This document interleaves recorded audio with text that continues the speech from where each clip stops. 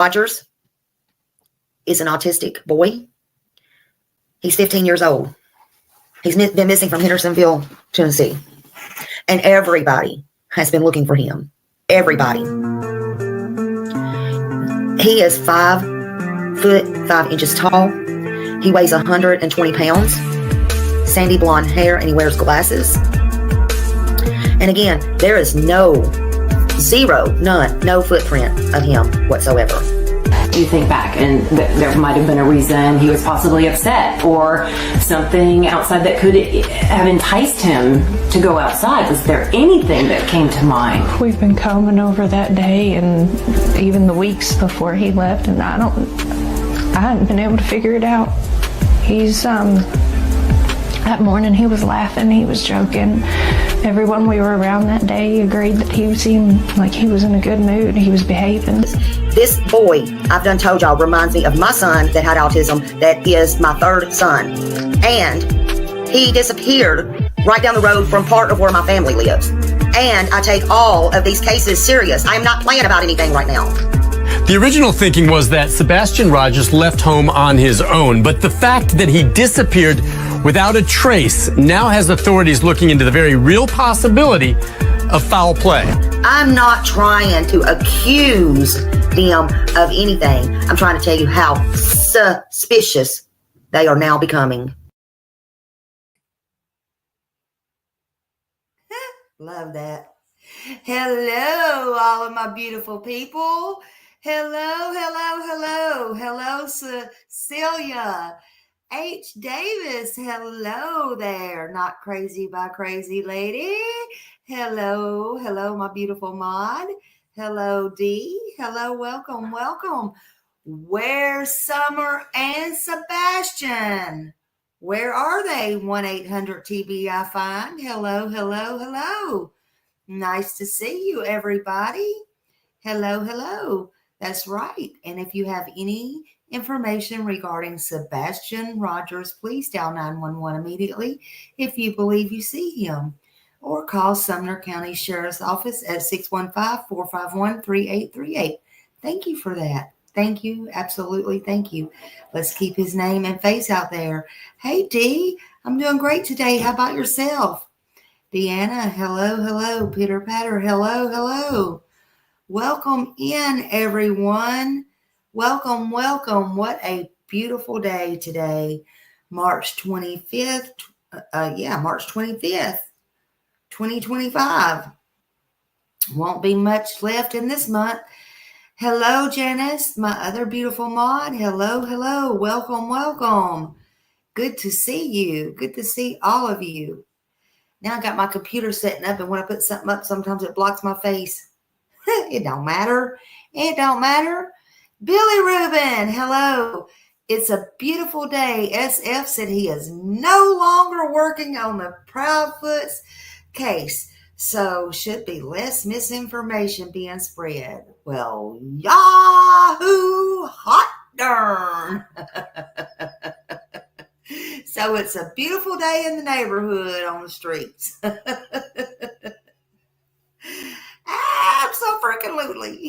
Abso-freaking-lutely.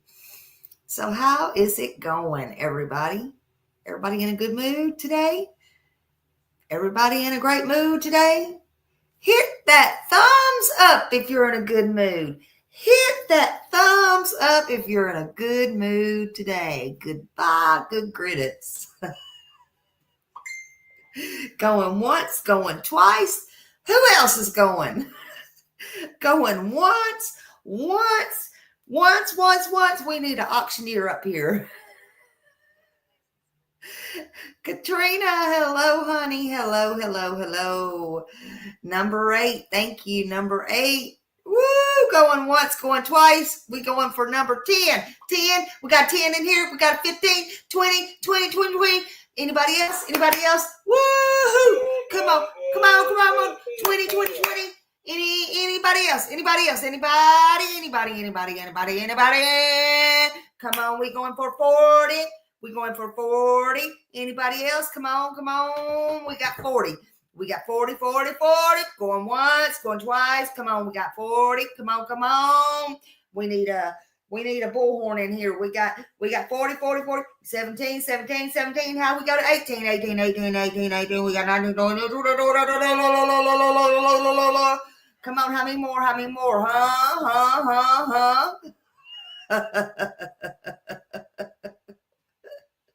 How many more? How many more? Thumbs up, thumbs up, thumbs up, thumbs up. Come on, come on, come on. Oh, God, there's 24. Okay. Well, that's good. That's good. That's a lot. That's good, good, good. Just keep them going. Keep them going. Let's get the word out. Let's get the word out. Woo! Oh, Lord, y'all. I hope y'all have a beautiful day. The sun's shining today, so.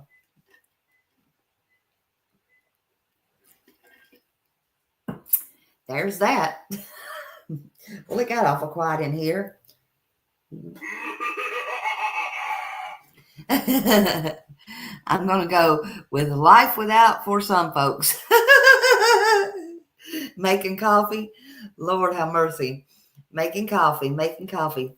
I got me some Coke today. It's Diet Coke, but I got some Coke. Ooh, ooh. Okay, let's see. Here we go. Here we go. Anybody else? Anybody else? Anybody else leaving today? Ooh. I'm just saying. I'm just kidding. Just kidding. Just kidding. Okay, Janice, you're fine. You're absolutely fine. Oh, my goodness.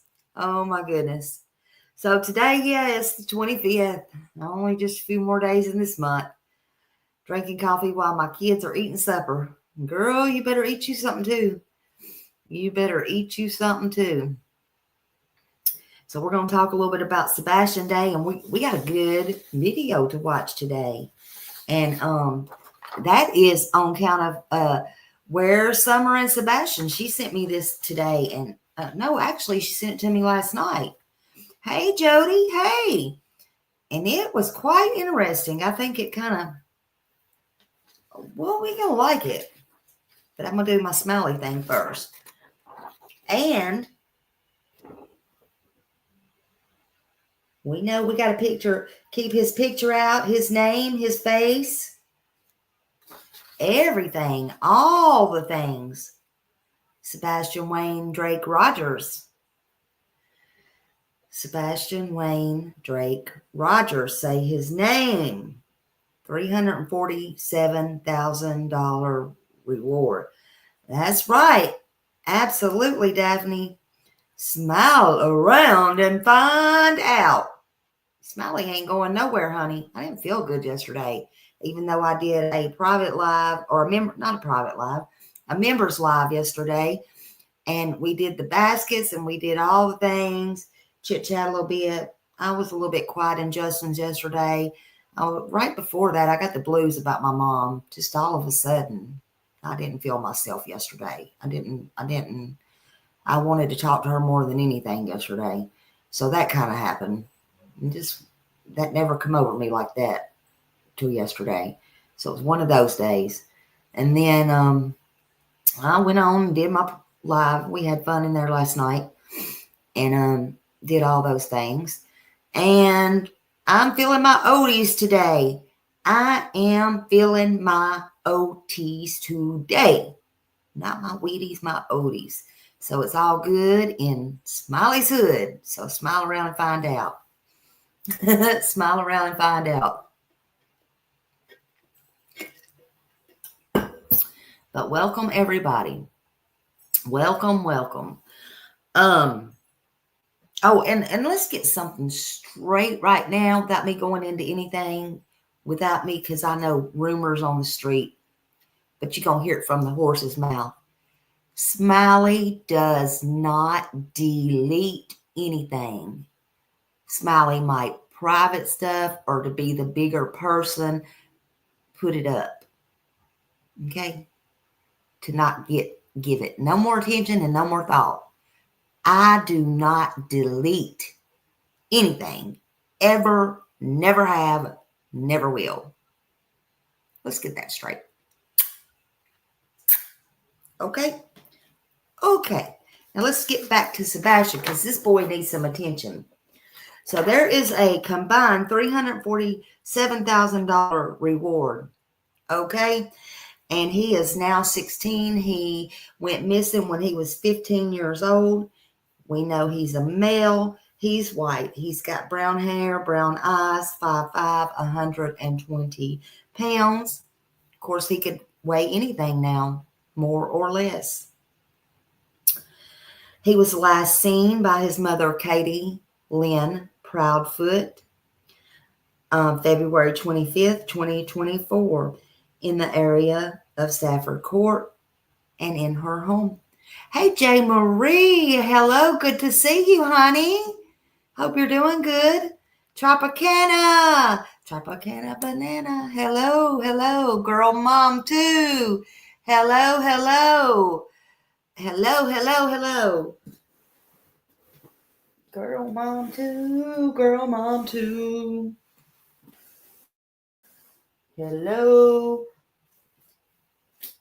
Girl mom too. And Brandon E. and Car Guy. Mr. and Mrs. Car Guy. And Cecilia, hello, hello. Welcome, everybody coming in.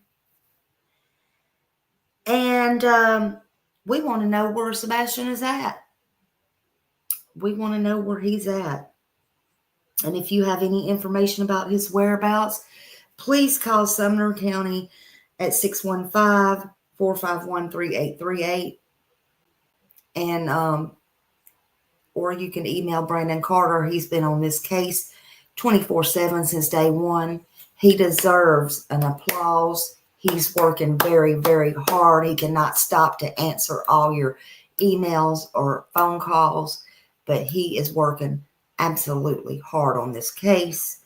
And or you can call 1-800-TBI-FIND, or you can call 1-833-TELL-DOG, or any FBI agent in your area. Please, absolutely, please do that. Do not give up on Sebastian Wayne Drake Rogers. Please pass out any of these flyers. And Car Guy, I commend you and your wife for going out and being boots on the ground with Silvers on the scene. Silvers, if you hear this, thank you for sending people to my channel. I got that information. You did that the other day. Thank you for that. Hey, Fun to Ski. And shout out to all the good creators who is getting Sebastian's name and face out there. Absolutely. Absolutely.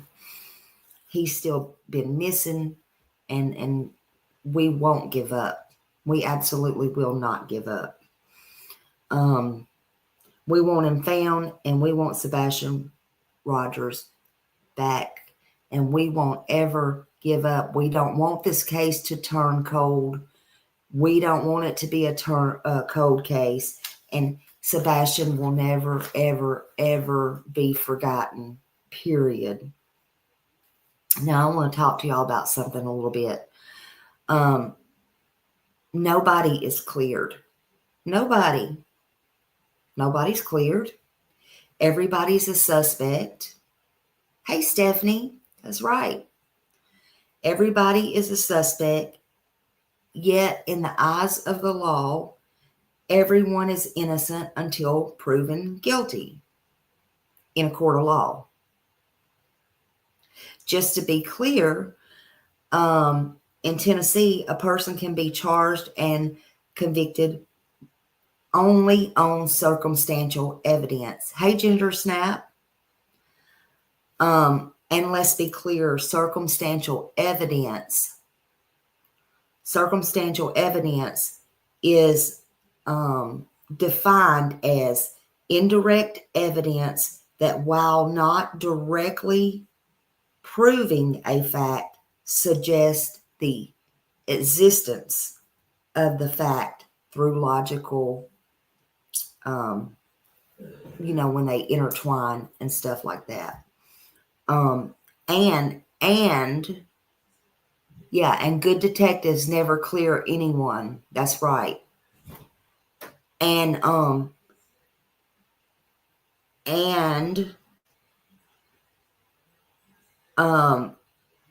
indirect evidence that, while not directly proving a fact, suggest the existence that it's a fact through logical, like I said, where they're kind of intertwined. But circumstantial evidence is absolutely admissible in a trial, in a criminal trial in court. Okay? Or in courts of law. Yes, it can be more powerful than direct. Absolutely. Absolutely. It sure can. And I can tell you they do have. Hey, thank you for joining us. Thank you so much. Welcome. Hey, Margaret. Yes, you got me in a live today. Hey, Justin. Yeah, Justin, I was trying to show something, and I got you up there. I hope that's okay, because I thought it was it's 10, I think it's 10 minutes, but I was trying to show the Sebastian and the thing, but I didn't know it was yours. But I hope it's okay. I know it's okay. Smiley, you need to look up, because they know you're reading a packet. No, I'm not. I'm reading what I wrote. Okay, I'm reading what I wrote. I'm reading my notes. They can kiss my big, fat, juicy, white ass.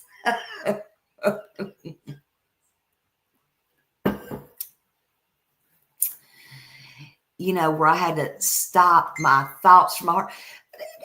Can I tell y'all a fun fact? Justin's going to say, oh, God, don't tell me that. Now, Summer Wells, I did. Some of Sebastian's I do. But can I tell y'all a little secret? Fun fact about Smiley? Because everything Smiley does comes from here. I do research.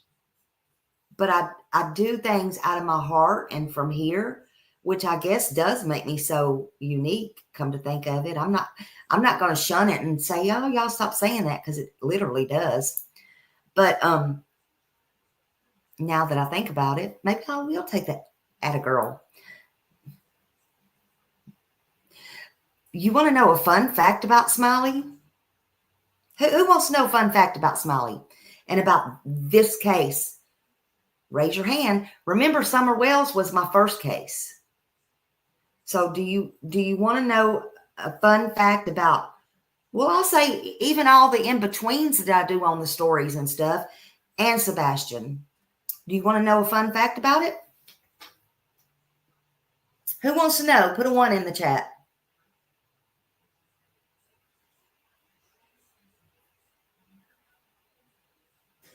If you want to know my little secret, I'll tell you. Even if I go in a court of law, I'll tell you.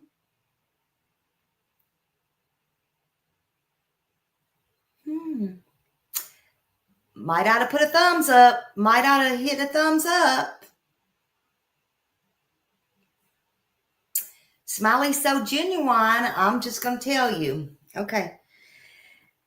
Because everything comes from my heart, and what I mean that I say, really not even at first when I started coming in Sebastian's, because I do everything from my heart and my brain and my common sense. I really didn't take notes at first. It really started, and this is no dig towards them if they hear this, where Summer's like, oh God, here we go. No, I'm not gonna, no, it's fine. I promise it's fine. But it's a true fact, and I'm going to tell y'all, my little secret. Because when I was getting so blasted, see, I've been blasted by a lot better people and really actually more people than I respect, more than this little shit that's just happened. But anyway, because at least they're real. But anyway, where the glasses started and the notes, because I think even Tony got that misconstrued the other day. But anyway, where that happened at is when actually A, B, C, D, E, F, G was going after me that time. Y'all know who I'm talking about. No, I don't have no filter because I don't. The truth is the truth is the truth. So when they said that one time, trying to piss me off, that through my glasses, it showed some notes. And they were trying to go saying I was reading some notes. And then I got real pissed off and I got my little box out or whatever. And it was notes about summer wells and all that, whatever. We was just back and forth. That's fine. So forget all that. Okay. So I just thought, hell, whatever it is, what it is. But here's the thing. I'm just telling you where that come from. That was a long time ago until my mom got sick and all that kind of died down.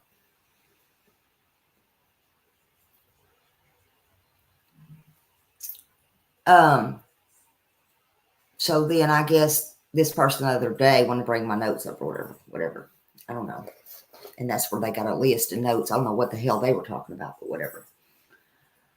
But fun fact, I've made notes ever since my kids have been little, and even after they've got grown and go, all right, doctor's appointment tomorrow, whatever. Whether I'll forget or not forget, I just do it. I lay it on the counter, whatever. But in the Sebastian case, everything that I do with these cases, I do it from my heart. What I think, whatever, however I spell it out, right? And I'll make notes. And I'll do this all during the day. If I'm going to go live in 15 minutes, I can write it out. I can think, I can write it out, go live in 15 minutes. It's pretty smart to have notes and whatever. And then if I'm not going to go live until later in the afternoon, but in the morning I start writing stuff and I get up and I'll walk around and I'll think about it and I'll add to it or whatever. And I may even rearrange it to sound better or whatever. And then I don't even always stay on what I write. I just do it however I feel. I'll glance and do whatever I feel. Now, you want to know the fun fact about it? Because even if it ends up in court or yada, yada, yada, after I'm done with it, like I'm done with the page or something, I'll throw it on the floor. When I'm done, I don't keep it in order. I get up and I throw all my notes in the trash. They're gone. Throw them in the trash. They're gone. I don't keep the notebooks. I don't keep the paper. I don't keep any of that shit. It's gone. It's gone. If law enforcement wants it, if anybody wants it, well, then they better get in my computer or they get better whatever. And if I need to go back over something, here. It's gone. It's gone. Because what I do comes out of here and common sense. When I go up on somebody's live, if I'm asked,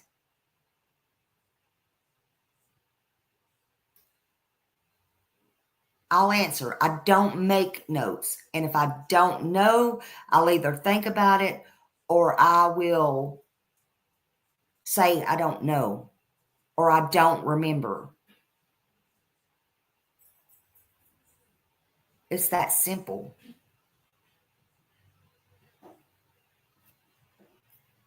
It's that simple.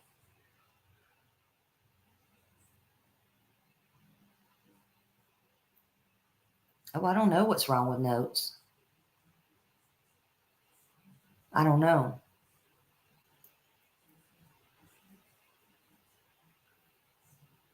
I don't know.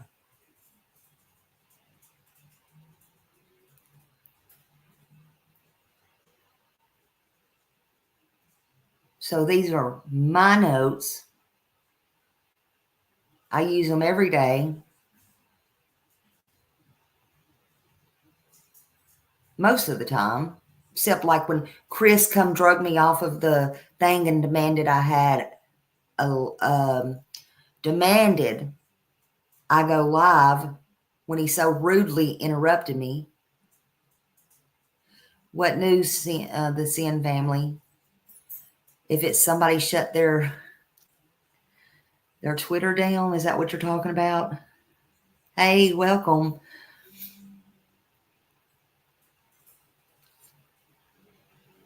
I don't know if that's the news you're talking about or not. I don't know because I don't. Chris told Katie he's done. Oh no, he told him he's leaving the case. The whole entire case? No, I didn't hear that. Not many people can honestly deal with this case. Wow. No, I haven't heard that. I haven't heard it at all. You know, I honestly don't know what to say about that. I honestly just hope the truth comes out. I would like to think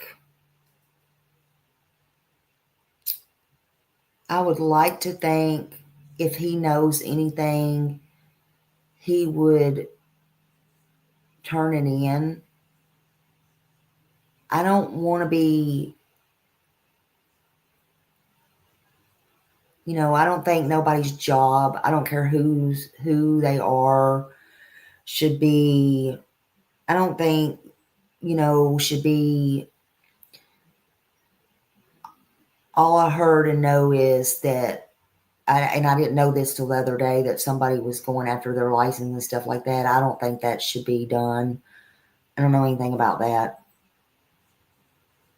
I don't know a lot of stuff that was going on about the other day. For everybody's information, I stopped in because of what I saw the Brandon Carter on there. I didn't know anybody was in there, Justin or anybody else, until I got there and all hell broke loose. That's all I'm going to say on that. But I don't, in my opinion, I don't trust that man. I think, yeah, I agree with you, this CNY family. I agree with you. I think he wanted to get out before shit hit the fan.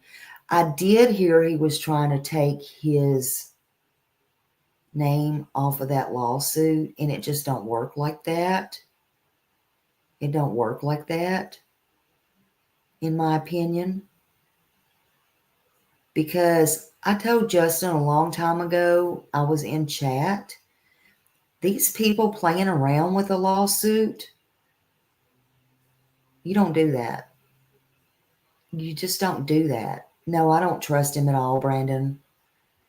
And it doesn't matter if it's fake, and I ain't just talking about that one. I'm talking about, it don't matter if it's fake, not fake. None of that is important.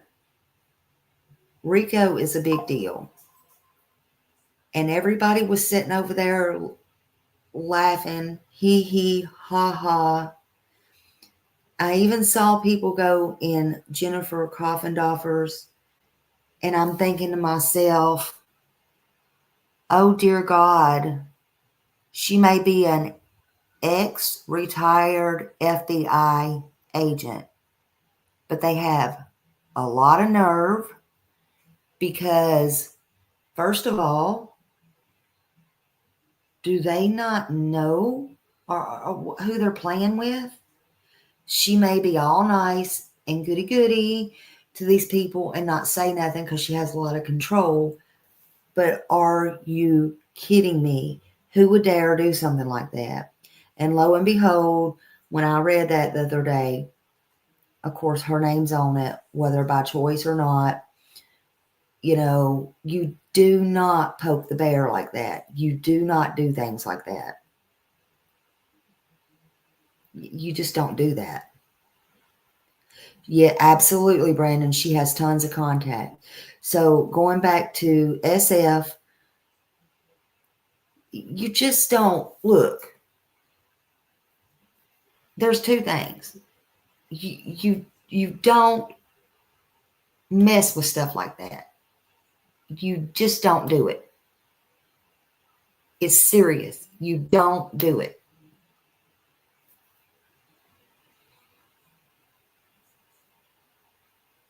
You know.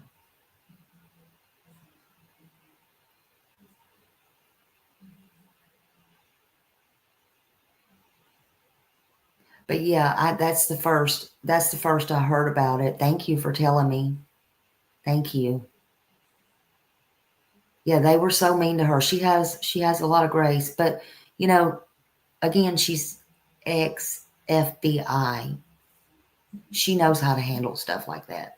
She knows how to handle stuff like that. She's very graceful.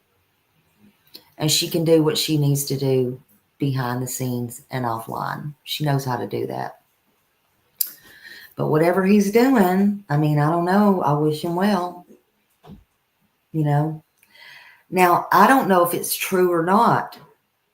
I have no idea if it's true.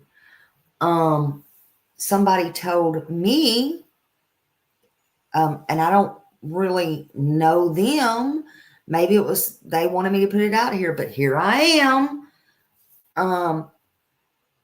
They told me when a certain person, I do not want to talk about her, I don't want to bring her name, was on that live the other day. And I guess it didn't come out until today, so maybe y'all heard it. I didn't. I don't know. I don't listen to these channels unless it's put out in a clip or somebody sends me a clip or something like that and feels I really need to listen. But I honestly don't listen to these. They told me that they wrote in there and told me, and they didn't send me a clip or anything, but they told me that that day she was on that panel, this person, that I guess today on another panel, God, I hate talking in code. I just don't want to give nobody no plug attention because that's evidently what they want. That Chris was texting in the host to ask the person that came up questions. I was just like, for what? Or whatever. You know, you can't make this shit up. You just can't. You can't make. Oh, that is correct? Wow. Whoa.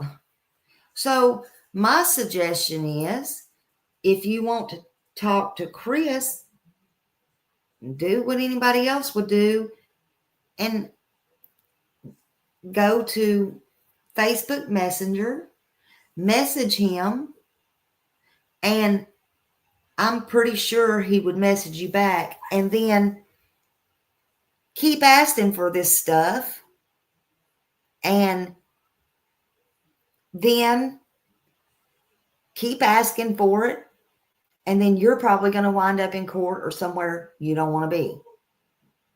You see, sometimes the grass ain't greener on the other side. Just keep asking for it, and I'm pretty sure you're going to get what you want. I'm just saying, it ain't always good. But yeah, thank you for telling me that. I didn't know the host said that afterwards. Oh, yeah, see, I didn't know. I don't know. Christy, hello, thank you. You're in the bushes in another name. Okay. Well, thank you for being here. And I understand a lot of people go to all channels, and that's fine. But I wouldn't. Hey, Bliss Blessings and Tar Heel and Miss Keto. I wouldn't want to wish, I wouldn't want Mama May or Wildwood. Hey, I do too. I wouldn't want people to get hate for coming here. I'm not like that, but I do appreciate you being here. Thank you for that. Thank you. Thank you for supporting Sebastian, and that's all. It don't matter about me. I appreciate you supporting Sebastian. He's the most important. It's not about me. It's not about it. It should not be about anybody except Sebastian. That's what it should be about. Sebastian Wayne Drake Rogers. Period. Oh, I know you are, CNY. I know you are. Yeah. Look, some people can use common sense, honestly. Really. Always late. Hello, honey. It's okay. But anyway. But yeah. But I just want to talk about the circumstance evidence for a minute. And, for example, they got to have motive, means, and opportunity. I think in this case, they do have that. But it's like also like an eyewitness. Hey, Raymond Thomas, hello. And if they saw or heard something, in this case, they do. I mean, some of the cameras have things. They have things on Katie. They have things not matching up. Like actually when she left, I posted something on a short this morning from Coordinates and Crime. The times just don't match up,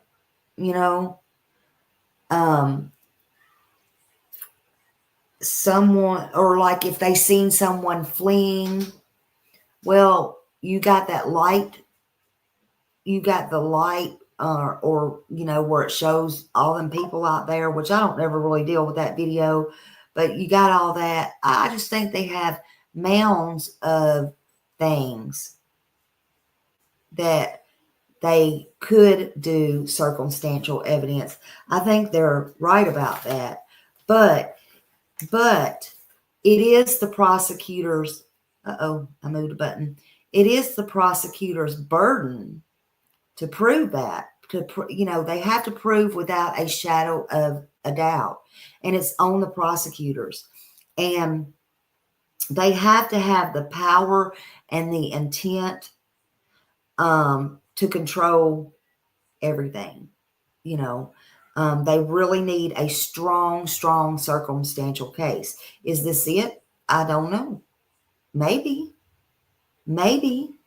But the defense attorneys, which is their job, remember, this is their job, as mad as we would get at them, if it were to come to court, if it ever does, and I believe it will, the defense attorneys will try everything, every trick in the book, right?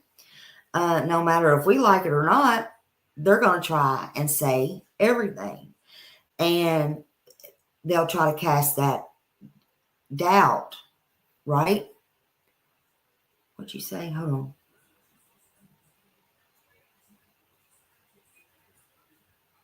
Right. And I agree with you, in my opinion. Exactly. That don't add up.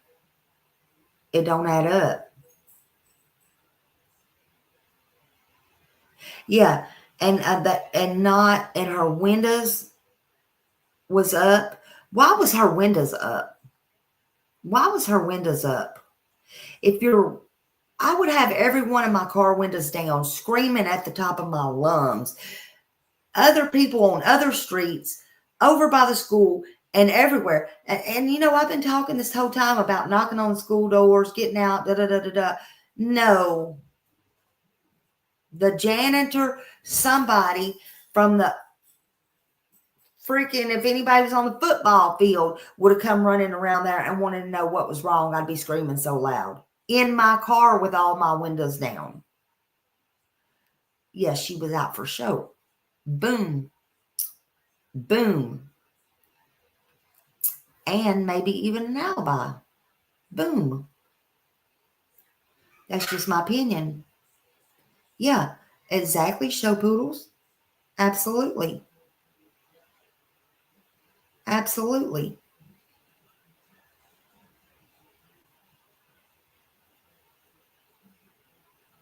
Yeah, Joe. I mean, they got to fix breakfast for the kids. Somebody was there.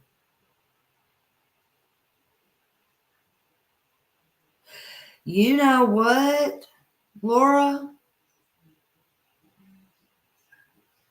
I never thought about that until you said something. Hell, if the cameras were found to be jammed, maybe she had to make sure she got out to unjam them, right? That is a good point. We don't know for a fact, but that's a good thought. That's a good thought. But they would try everything to put reasonable doubt there, the defense attorneys, and that's their job. Because they're supposed to try to win for their clients, right? But this case, in my opinion, has mounds of circumstantial evidence. And yes, they're very well maybe arrest on that, on circumstantial evidence, but they may not. They may be waiting. Look, there could be an arrest now while I'm live. Okay, just on circumstantial evidence. Hey, Shorty. And there may be one next week, or there may not be one on circumstantial evidence. I think they know what they're doing. This is just my opinion and my opinion only. My theory and my theory only. No, that correct. You're right. But I feel like I don't care how much she's cleaned, I think if they go out there still and if anything was done in that house and still do luminol or something, no matter how much they clean, I feel like they would still find something. That's just me. Now,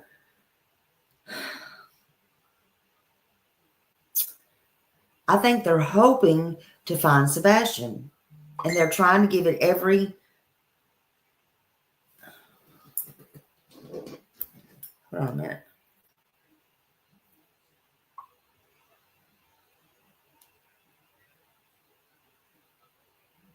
Hold on, let me see.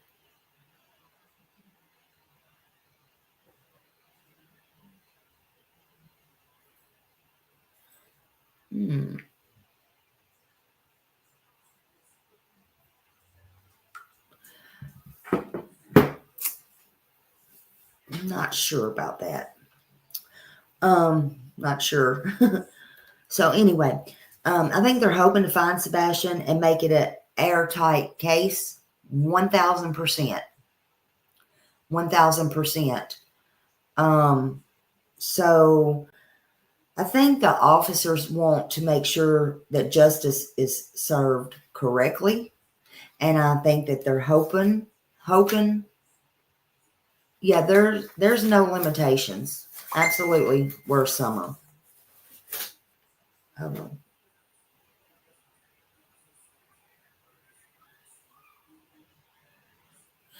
I think, everybody's hoping Sebastian is still alive. Absolutely. And these officers have families. I want y'all to know something. These officers have families just like we do. They have kids. They have grandkids. They have nieces and nephews.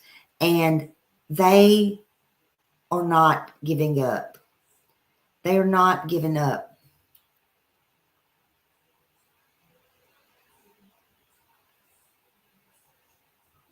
I don't know that. I do not know that. Seth might know that. I don't know that, honestly. I honestly don't know that. She said, Smiley, do you know if the clothing that KP and Sebastian were wearing at the steakhouse has been processed by PD? I don't know for 100%. If I heard, don't take my word for it, they might have had Sebastian's, but I don't know for 100%. But Katie's, I don't know. They damn sure, in my opinion, need to find that. They need it. They should have got Katie's. But remember, in this case, Katie and Chris had everybody believing he ran away. So that's how they were looking at it in the most important hours. So I don't know. I don't know. Honestly.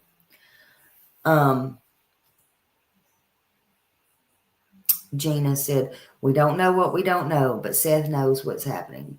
Well, Seth don't know everything what's happening because the police, in my opinion, is holding a lot close to the vest. And, you know, not to be rude, but Seth even has common sense to know this. They're not telling him every single thing, but he understands that. Trust and believe. Seth only wants, hey, Tracy. Seth only wants Sebastian found. He only wants the focus on Sebastian, not this drama. And how all this got misconstrued, I couldn't tell you. But I can tell you right now, Seth knows he hasn't been cleared. And he's okay with that. He would like to be cleared, just like anybody else. But he's doing everything that he can. But he's not whining and crying about it. Could a church be harboring Sebastian? I mean, I hope not. If Seth is if Seth's happy with LE, then we should be. Why shouldn't we be? If listen, there is nobody. Look,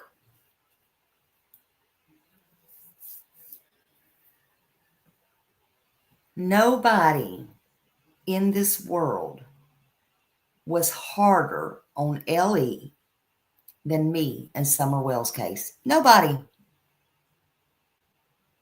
Nobody. Nobody.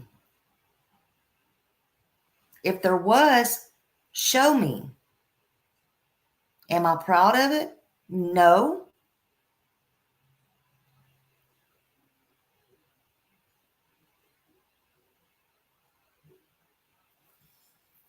Have I changed my mind about Hawkins County Sheriff's Office today? No.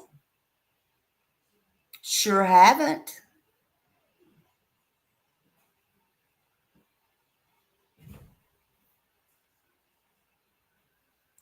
Do I still think they need to be investigated? Sure do.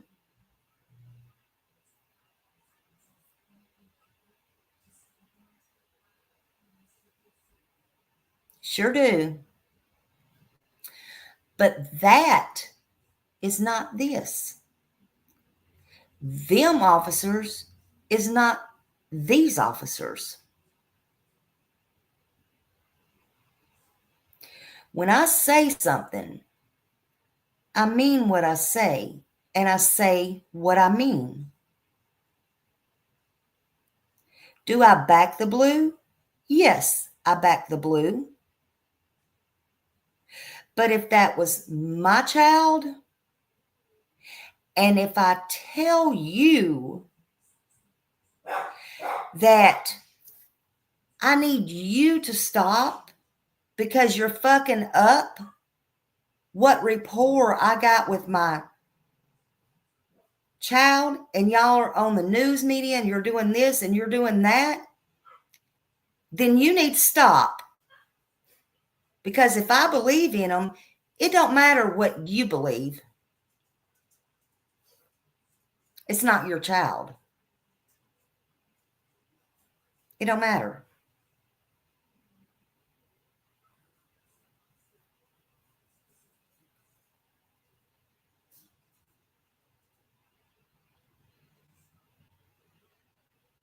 It's simple as that. It's not hard. It's that simple. It's that simple.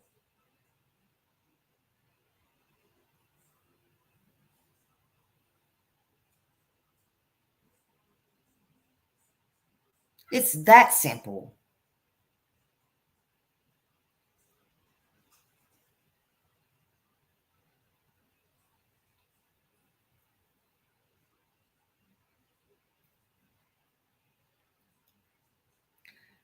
I don't know how clear I or anybody else can make it for you.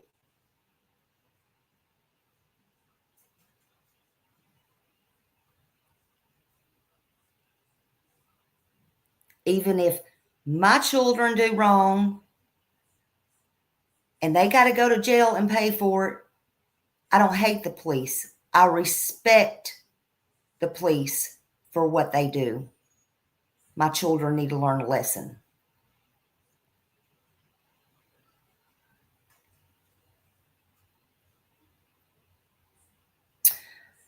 But in Sebastian's case, I seen the tears in their eyes. I was not very happy with some of them at first. But it's not my call. But what I've seen and what I've heard since then, and this has nothing to do with Seth. I make my own decisions. I work for nobody. Nobody tells me what to do. Nobody tells me what to say. I work on my own. From here and from here, I have common sense. I've raised my own family. I've lived my own life. How long have I been married? 40-something years? I don't even know. I stopped counting. I've lived on my own. I agree with you. I'm not doubting that CNY. I will say they dropped the ball on day one. However, they made a lot of mistakes on day one. However, they was looking at a runaway. If you don't recall and you go back in my lives, I will say, I said, I was so happy. I was like, oh my God, amen. Thank God this is not like Summer Wells. Y'all don't understand. Thank God it's Sumner County, the sheriff, And then later on in the case, I was like, what in the hell are they? What happened to Hendersonville? What happened up there? What are they doing? I couldn't understand what the cops was doing. And some people are like, they were like, they're trying to combine Hawkins County and Hendersonville. And I'm like, no, they're not the same. They're not even close to the same. Y'all don't understand. You're not even close. They're not close to the same. And then I'm like, later on, it kept on and kept on. And I'm like, I was so sorry I come on there and even said I was even near there. I'm like, what happened to that place? No, they did drop the ball. I agree. And by all means, I don't particularly still cared for Craddock, okay? I still don't. But when I heard what Rich and Ruby found the other day on that video, what Craddock said, I was like, they never believed Katie from day one. They were side-eyeing her. They were side-eyeing her. So then you got to step back and then you got to go, look, they know more than we do. They know more than we do. It don't matter what opinions or what thoughts we have. They're not telling us everything, y'all. They know. And then I put that together with things that I know and that I heard that I cannot bring out here because it would hurt Sebastian's case. Not because nobody told me not to, because nobody don't tell me not to. They can tell me not to, but I ain't signed nothing. And nobody tells me not to. I think y'all should know that by now. I think you should know that by now.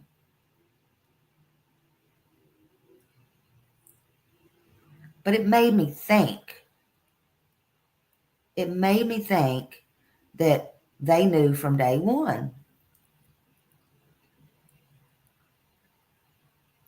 Hold on. Who's getting upset? Hold on. Hold on a minute.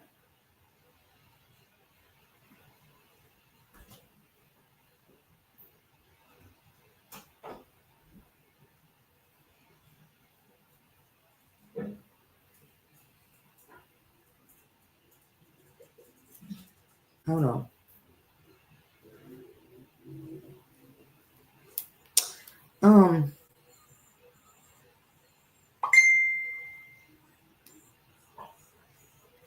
All right, well, we'll talk about this after. Don't block nobody because I don't know why or what's going on. Please. Okay. But anyway, I don't know. So, but I just know that these cops are doing everything that they can, and you have one bad apple in everywhere you go, in every job. I don't care what it is, and unfortunately, hey Jude, and unfortunately, it's just the way it is. But yes, they dropped the ball, and hey Nana Banana, and if Seth's happy with them, then hey, that's just the way it should be. So I don't know. But also, I just think that they are working on the case. That's just me. A lot of people, and it's okay to disagree. It's okay to disagree. But they can arrest on circumstantial evidence. And I do, Kathleen. I think they are trying their best to wait until they find Sebastian, and they want to believe Sebastian is alive. And I hope and pray that he is. And we need to let them do their job. We do. We need to turn in the tips, let them do their job. Yes, I think, again, girl mom, yes, I think we knew early on something was off. Yeah. And you think of a case where mobile command center was established and it was a criminal. I do. That's just me. That's just me. But, I'm just one person. The mission is to find Sebastian, and everything else can come later and fall. Everything else will fall into place. Yeah. Silent one. I think the bite on CP's arm was from Sebastian and was trying to get out of the chokehold. Yeah, very possible. Very possible. But also Seth wants to cover all bases. Seth wants to cover all bases, and police want to cover all bases for the every aspect, from every aspect. And like Craddock said, we don't know what we don't know, or do they? They're holding stuff close to the vest, but they want to cover all bases for their self as well as for Seth. Trust and believe. Trust and believe. It's not new to them. They're not new to this. And I'm sure some of those came from different places besides just Sumner County.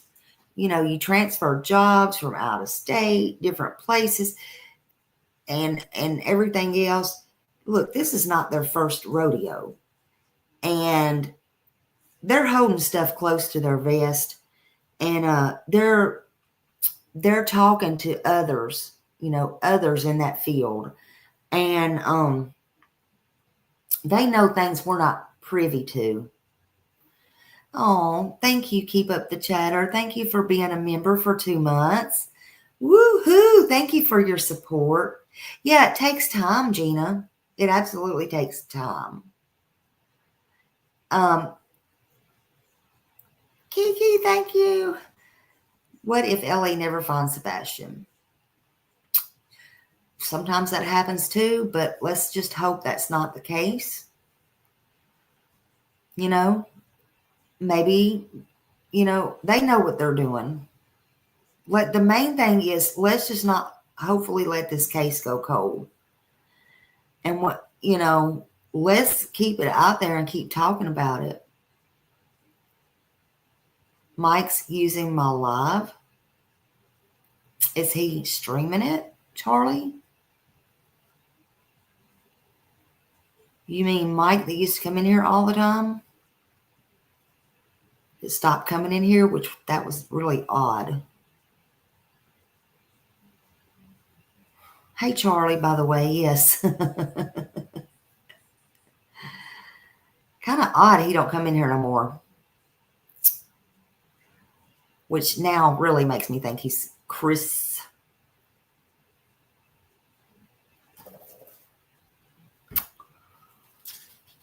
Mike, Chris, you want to come up here on my panel? Something's really strange. I don't know. But somewhere in this world and every day there is still hope. There's still hope. And that Katie will come off of her high horse. You hear me, Katie? Come off your high horse and quit worrying about going back to rags from riches and do the right thing for your one and only child, your son, Sebastian. Remember him? And stop standing by your man. Because your man ain't going to stand by you. He'll only stand by you while he thinks you got his back. So, there's Justin's bullshit. Thank you, honey. Thank you, Raymond. Woohoo! Where's my bell? Woohoo! Thank you, Raymond. Thank you.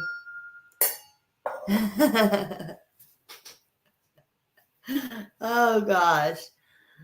I was looking at the TV. I had the wrong thing up. I thought it was only 10 minutes. That's been longer than 10 minutes. Probably playing Justin's whole live. I hope he ain't going to strike me. Love you, Justin. I was trying to get something on Sebastian. I thought it said 10 minutes. Lord, I don't even know how to read a live anymore. Probably said 10 hours knowing Justin.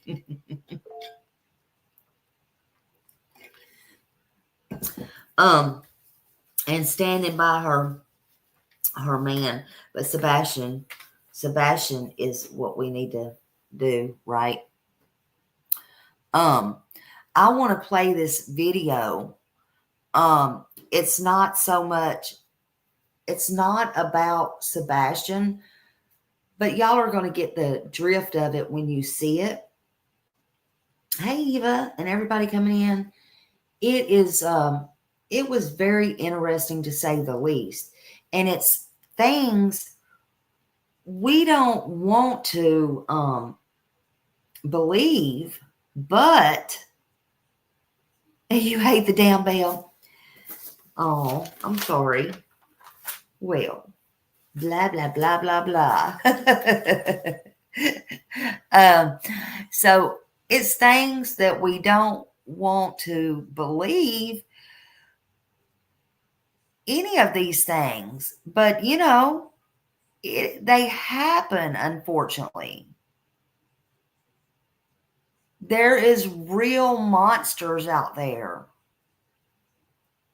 Real monsters. They're right in your face. So, oh, thank you, Donna. Thank you for becoming a member. This is for you, 1-800. Thank you, Donna. Thank you for becoming a member. Oh, Lisa, thank you. I love y'all. I hope they don't. I hope they don't. And another thing, if they're so scared, or they were so scared somebody took Sebastian, or he walked out and somebody grabbed, you know, anything like that, then why would they not postpone getting Faith last summer? Why? Why?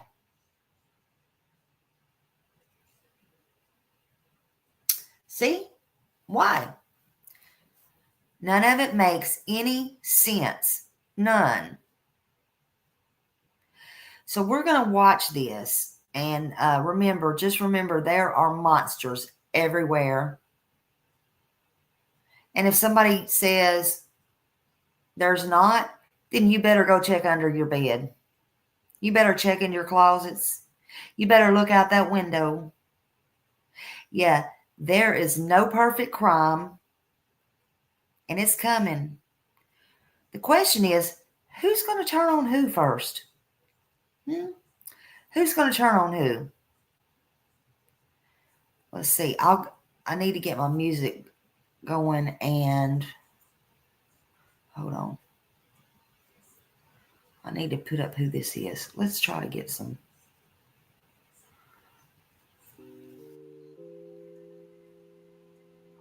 Soft music. Copyrights, and this is going to credit is going to real-time psychology. Share screen.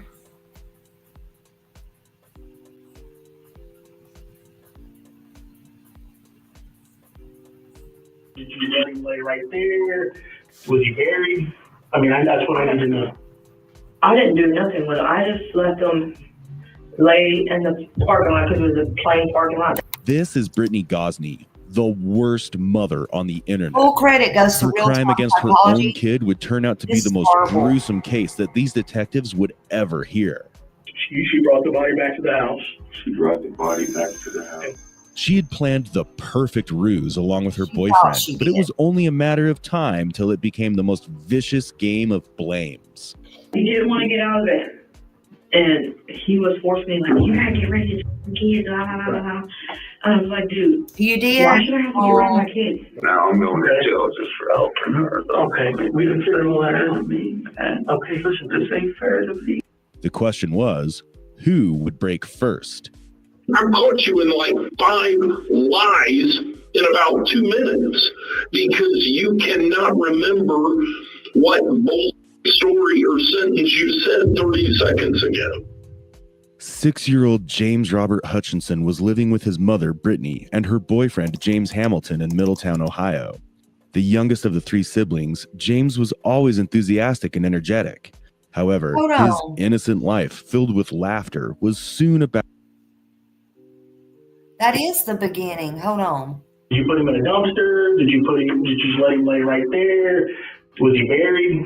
I mean, that's what I need to know. All right, let's try that. I didn't do nothing with it. I just let them lay in the parking lot because it was a plain parking lot. This is Brittany Gosney, the worst mother on the internet. Her crime against her own kid would turn out to be the most gruesome case that these detectives would ever hear. She brought the body back to the house. She brought the body back to the house.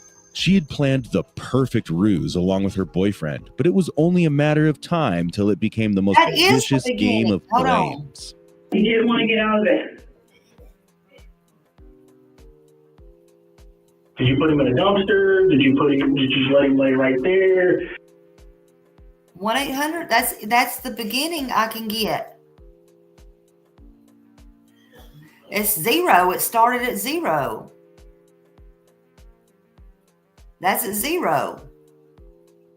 Can you see that?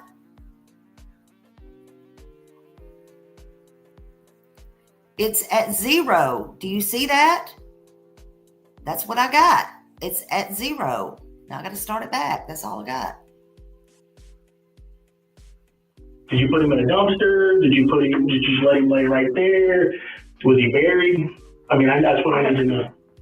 I didn't do nothing with it. I just let them lay in the parking lot because it was a plain parking lot. This is Brittany Gosney, the worst mother on the internet. Her crime against her own kid would turn out to be the most gruesome case that these detectives would ever hear. She brought the body back to the house.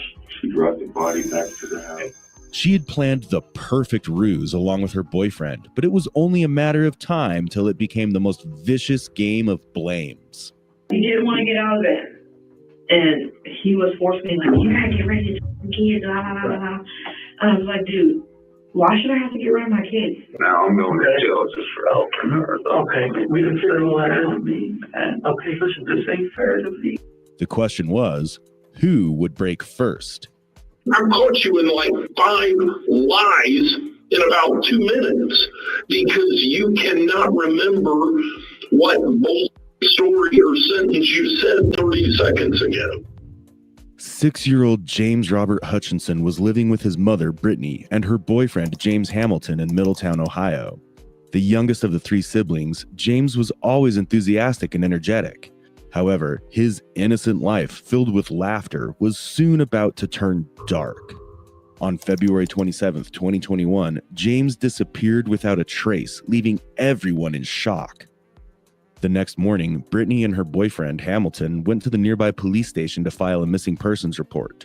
The investigation started at once, with teams fanning out over the entire area of Middletown looking for young James. Yeah, so sad. But there was one thing that made the police suspect this wasn't just a disappearance, and that it could actually be something much more sinister.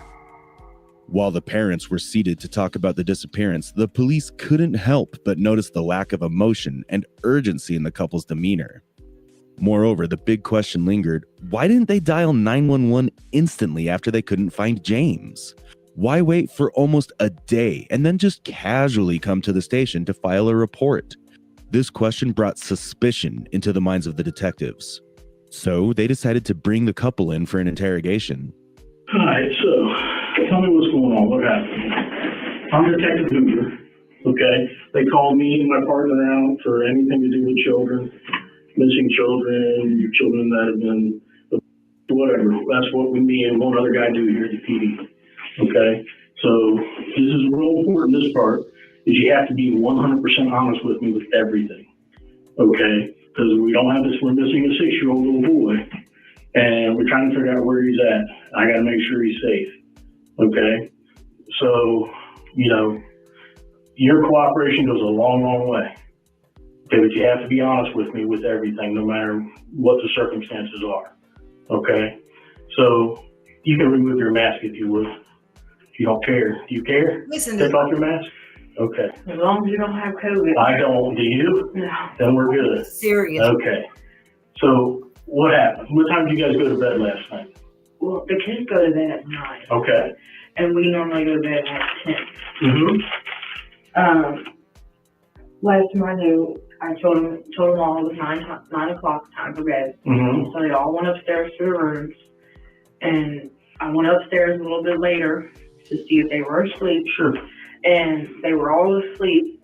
So then that's when I came down, waited a couple minutes just to see if they might have come downstairs or something, and then I went to bed. Okay. What time did you get up this morning? He woke me up at 8. He woke you up at 8? Did he wake you up any time before that to say that James was missing? Not that I remember. He said he tried to wake me up several times, but You don't I'm on remember? medicine, so What kind of medicine do you take? I take anxiety meds. Okay, I do too. When detectives ask Hamilton the same question, they find their answers to be quite similar, although they are not completely aligned. So after the kids go to bed, then you and Brittany go to bed about 10:30. Brittany goes to bed pretty quickly. And how long did it take you to go to bed, or did you just slowly turn the TV off, she would lay on me, cuddle up with her, give her a tell her love you, right, sweet dreams. So up quarter till 11, probably I fell asleep all the way. I mean, okay. So, what's the next thing that you remember? I got up around quarter till 4. Okay. Went to use the restroom. Okay. I used the restroom. I went upstairs. Where is the bathroom? Is it downstairs or upstairs? Downstairs. Okay. When I got Now I want y'all to listen to his story, and then I want you to listen to hers. They kind of correspond, but then they get real crazy. So I just wonder, in my opinion, if they bring them back in to talk, could this possibly happen? Or has it already happened and they're just keeping all that, because right now they're not talking to the police. She pleaded the fifth and they have an attorney. So let's carry on. done using the bathroom, I went upstairs to check on the kids like I do just about every time I get up in the middle of the night. Sure. And I went through the rooms, noticed the boy, James, was gone. I went down, I got looked in the front door, it was locked. I looked at the back side door, it's on lock. So both of them were locked? No, it was on lock. Oh, unlocked. The back side door was on lock. So Hamilton knew James was gone by 4 a.m, but Brittany only woke up at 8 as she was on medication. It's hard to believe that Hamilton would not have been able to wake Brittany up considering the situation they were in. However, let's see what more details come up. What did you do when you looked in the door and saw that it wasn't there? I went downstairs checking the doors because he has took off one time before. I found him right out back on the basement steps. He was about halfway down. Mm-hmm. So I went in the bedroom. I slid my boots back on. You see I'm still in my night shirt. Sure. Slid my boots on. I grabbed my basement key. I grabbed my truck key, my car key, all of that. Went out and checked everything out there. Mm-hmm. Nowhere in sight. And that is... Good. I walked about 4 or 5 blocks through there looking for him, and then through the alleys and all of that. Didn't see him nowhere. I got tired of walking. I went back home, grabbed my minivan, went out looking for him. About an hour and a half. Got back home. I took me my medicine that I'm supposed to be taking. What is that? No, I've just been buying dates. Oh, okay, I got you. So, sure. And there's some nights I'm 2-3 hours, and then I'll be up 2-3 hours, I get back up. Mm-hmm. So, it depends on it. Last night I got up one time. Right. So. And so you've been up since 4, or did you go back to sleep? Well, I went home about 5:30, took my medicine. I was taking Thermoflu, Dayquil, and Mucinex. Sure. Trying to get all of it. Right, kind of busted it up.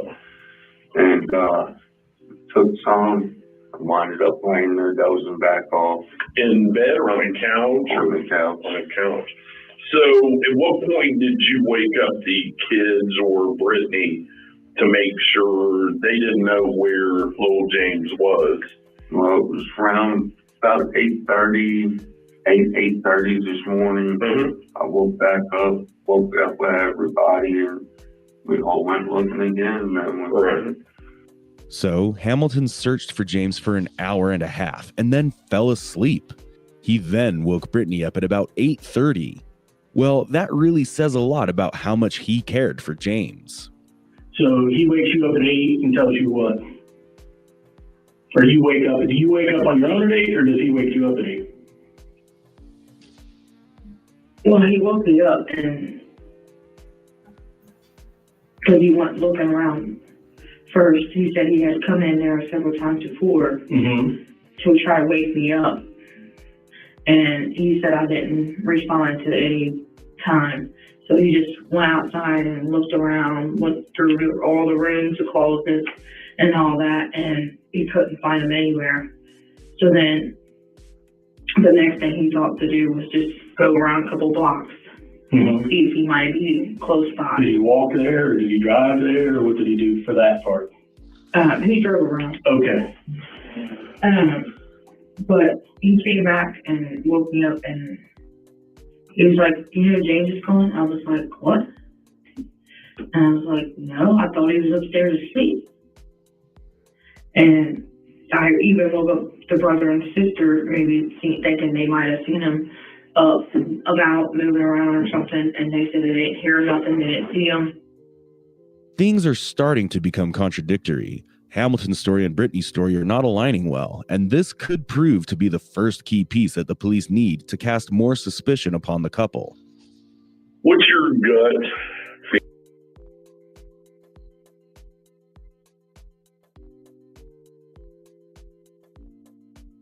Oops, sorry, I was mute.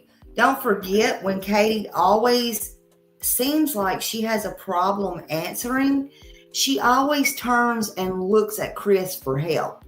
Like when she can't seem to remember the script or something that's too hard for her to answer. But here's my problem with that. Chris was not there, allegedly. So if he's not there, how can he answer every single thing, everything? I don't even know what's going on in my own household if I'm not here.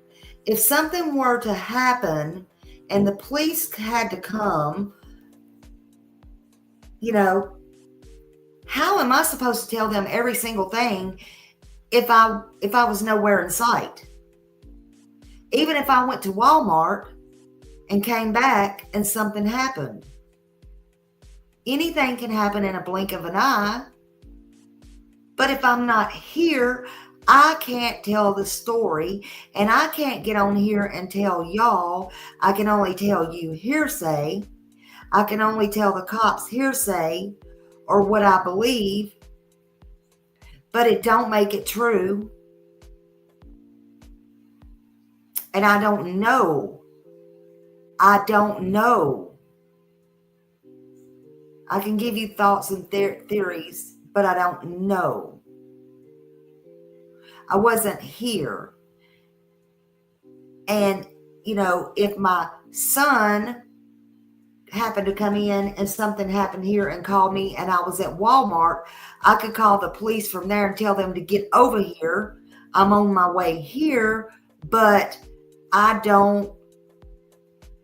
can't give them details as to what happened. Neither could my son. He can tell them what he walked in on.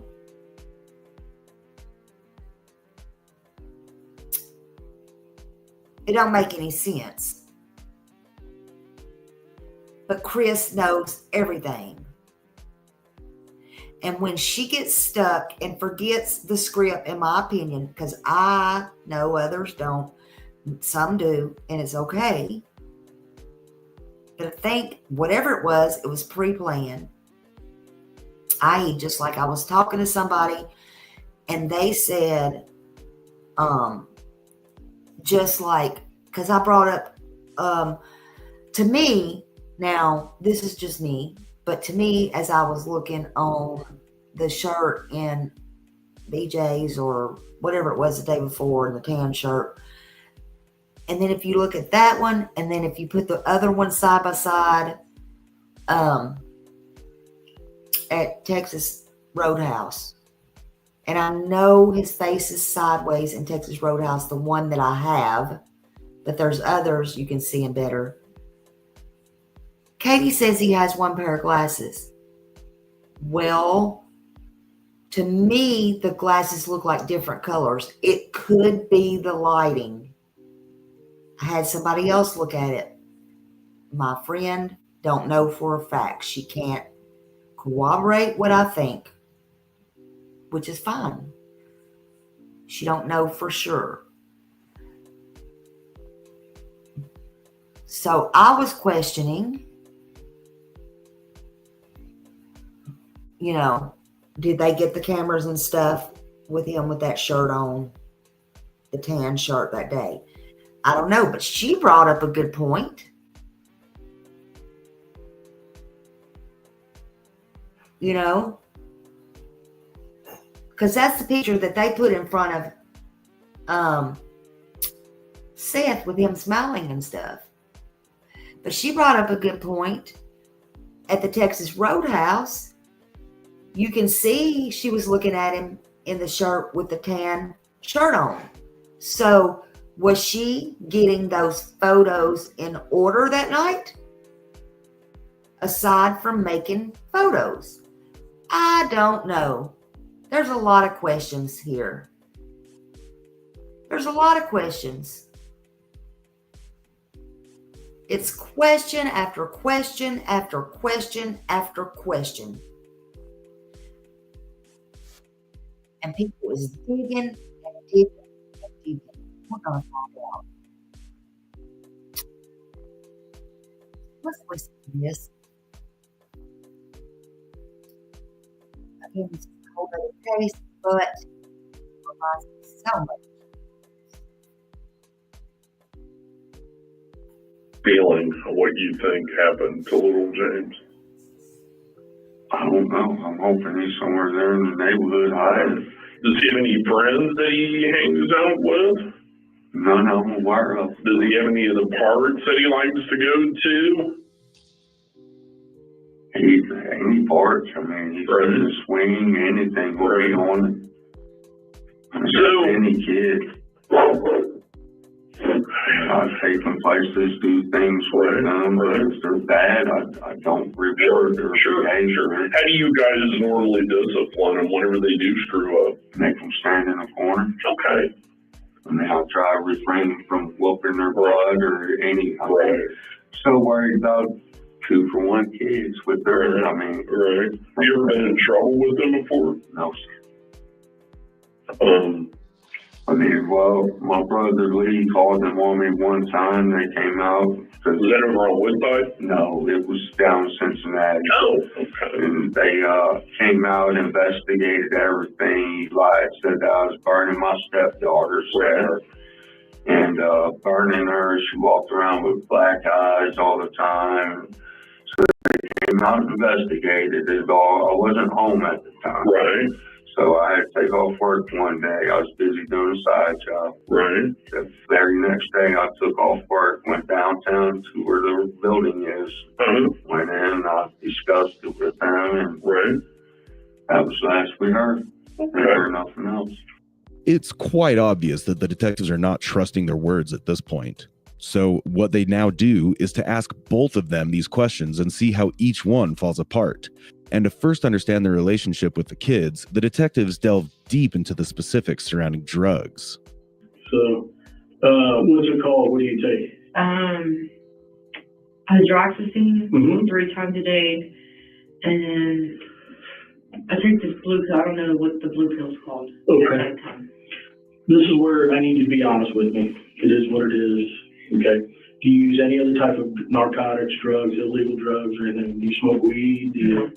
Okay. You don't use heroin. You don't use. No, I've had family members that passed away from that stuff. Okay. Do you know? That pushes me away. So. Do you know if your boyfriend does? Does he use any type of dope at all? Not that you know of. Well, you would know more than anybody. That's why I'm asking. You're not going to get him in any trouble. I just need to know if you're being honest with me. That's what I'm trying to feel. I mean, I've never seen it. I mean, we smoke cigarettes. I'm not talking about that. I said drugs, illegal drugs. Of course, a lot of people smoke cigarettes. A lot of people smoke weed. A lot of people use I mean, heroin. he smokes weed, but Okay. that's the only thing I know of. Okay, that's all. I don't know if he does anything else. Okay, you don't need to protect him. I'm getting a feel for you, if you're going to be honest. I just need you to be honest with me, honestly. Don't overread into any of my questions, okay? I promise you. The detectives don't exactly get the answer they're looking for. But with due time, things are about to get worse for the couple, and the detectives start off by giving them a hint of what is about to happen. Well, I'll find him, okay? I'm really good at my job, so I'm going to find your boy, okay? And my partner's really good at his job, so that's what we do. We won't leave here until we find this boy. I need you to be, if you think of anything you need to talk to me about, then I need you to make sure you tell me, okay? If you're protecting yourself because maybe something went awry and the boy's hurt, then I need to know that kind of stuff. If you're protecting James, your boyfriend, from something he may have done accidentally, then I need to know that. I'm going to ask you to take a polygraph exam. Do you know what that is? It's a lie detector test, okay? And because there's something going on here. Something's not right here. I've done this, like I said, I've interviewed hundreds of people over my career, and people get scared, they get themselves backed into a corner, and they don't know what to do. And my job is to help them through that, because sometimes it is what it is. Something happens, and parents freak out and don't know what to do. Okay, so my job is I'm going to go talk to James here in a few minutes, and I'm sure he's going to tell me a little bit different story. Okay, because that's what I get.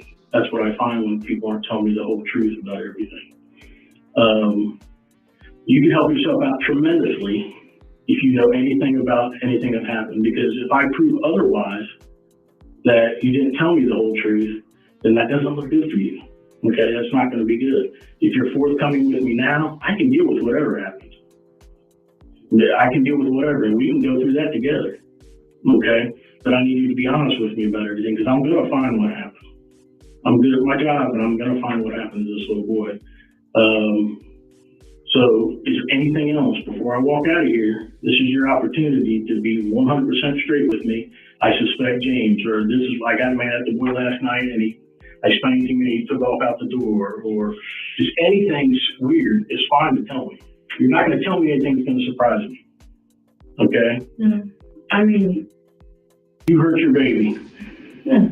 Now, do you know? I love my kids. I would never. Okay. Do you know who hurt your baby? No. Do you know your baby's whereabouts right now? Okay. Do you suspect James is doing anything to your baby? No. Okay. You're 100% sure on that one? Yeah, he loves him like every day. It's quite clear now that Brittany is finally getting an idea of the trouble she's in. She cannot predict what Hamilton will say on the other end, and the detectives take full advantage of this. All right, so James is telling a little different story. All right, so this is what I need to do. In the middle of the night last night, okay, you went upstairs and you picked James up out of his room, and you went downstairs where your boyfriend was at. Tell me, and I'm not going to go into everything James has told me, okay, because I'm still looking for you to be honest with me, okay? Tell me about that. Tell me what happened after you picked him up out of the room and went downstairs. I said, I don't remember picking him up, taking him downstairs. You don't remember anything about picking him up, taking him downstairs in the middle of the night? James is pushing this off on you. Okay, I'm going to be real upfront with you about this at this point. Okay, so you need to be very smart, and honesty goes a long, long way with me. And if there's any criminal charges in the future, honesty goes a long way. Okay? The detective is trying to create some trust issues between Brittany and Hamilton in the hopes that they try to throw each other under the bus. And as they try to do just that, the detective is hoping that their stories fall apart completely. Brittany was their first target, and now it's Hamilton's turn. Brittany's kind of told a little bit different version. And I would say a little bit just because that's just being conservative. She's told a little bit of a different version of kind of the events leading up to what has occurred. Yes, sir. Everybody doesn't see something the same. Everybody doesn't view something the same. Everybody doesn't remember something the same. But that's why I'm trying to talk to you again. I'm not trying to trip you up. I'm not trying to do any of that. I'm just trying to make sure we didn't miss something. My main concern is finding James, sir. Sure. That's my main concern right now. Sure. I mean, that's all I got on my mind. Where's my stepson? Then help me help you guys find James. That's why we're here. I need you all the information I know. Okay. So at some point during the morning, Brittany goes upstairs and picks James up and brings him downstairs. Do you remember that? No, sir. Because she's claiming you were awake and you were there when she carried him, brought him back downstairs. Is she incorrect there, or is she making that up, or could that have happened? And it could have. I may not remember. I mean, like I said, I sit there and I doze off. Sure. I mean, I was just sitting right here going to sleep. Like, Sure. I mean, So do you remember sometime after all the kids went upstairs and they were asleep or went to bed, because God knows they may lay there for an hour, but sometime after that, Brittany goes upstairs and gets little James and carries him back downstairs? Not that I recall, sir. Not that you recall? Okay. This is obviously going to make both of them nervous, and if they're hiding something, it's just a matter of time until one of them tries to blame the other first. The interrogations have now become a competition between Hamilton and Brittany to see who squeals first. So when you put them to bed last night, they were all upstairs. Yes. And I even went up there. do the two boys have different rooms? Or do they share a room? Well, I leave their bags of clothes in the one room because Right.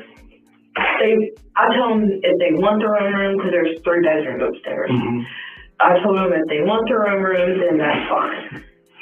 But if you don't feel safe Right. or comfortable, you can sleep in your brother's room, but you cannot sleep in your sister's room. So he gets done going pee. And then what? We went in there. I turned cartoons on. And you've already been upstairs by now and got his bedding. Yes. Okay. I What went, is his bedding? a blanket that lays on the floor, Mm-hmm. another blanket to cover up with, and a pillow. Okay. So I went upstairs, came back down. I told her, because he's like, Mom, can you turn something on so we can see? And I turned the TV on, that way waking everybody up in the house. Mm-hmm. So I turned the TV on. He asked, Mom, can you put cartoons on? I put cartoons on for him.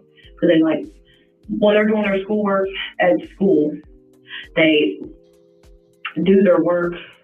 I don't know if your kids get on YouTube and watch all these SpongeBob and all that. They get on YouTube and watch SpongeBob, but he wanted to, we don't have cable, so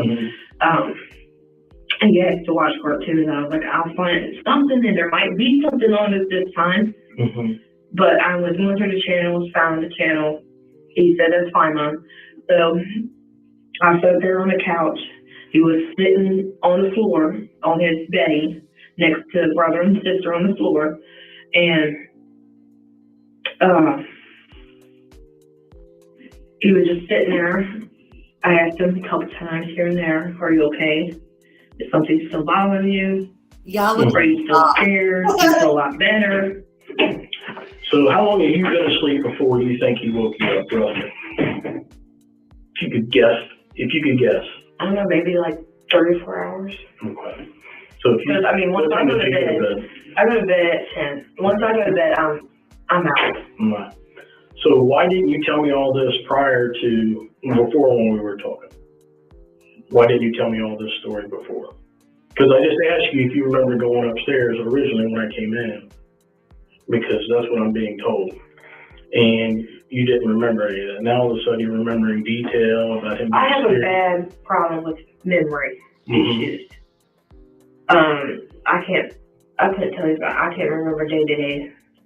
As soon as Brittany feels cornered, she brings forward a new piece of information in her own defense. That is, a memory problem.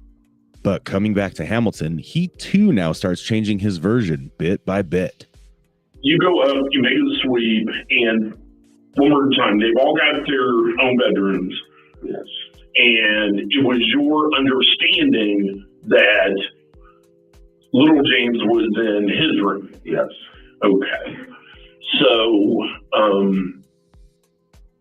because is saying, and kind of half backed him up here, and again, I know they're kids, but that James was actually in his bedroom with sleeping on the same mattress or bedroll that when Brittany came in and picked him up and took him back downstairs. And as for Brittany is saying that you were awake when she brought him back downstairs. Well, when James went upstairs, it was 9 o'clock, their bedtime. Okay. But normally by then I'm done sitting there dozing on the couch and that, getting ready for bed myself. I mean, I get up between 4 and 5 o'clock every morning and get ready for work. Sure. I mean, weekends, it's only days I got off. This morning, like after I came back from looking from him around 5:30, I laid back down, fell back to sleep. So when you got up about, you said, let's say about 4 o'clock, when you first noticed James was not in his bed, correct? Correct. And did you check all the other kids' beds? I didn't actually check. I just looked through the door. Sure. And made sure that James wasn't in there. Yeah. And then at that point, did you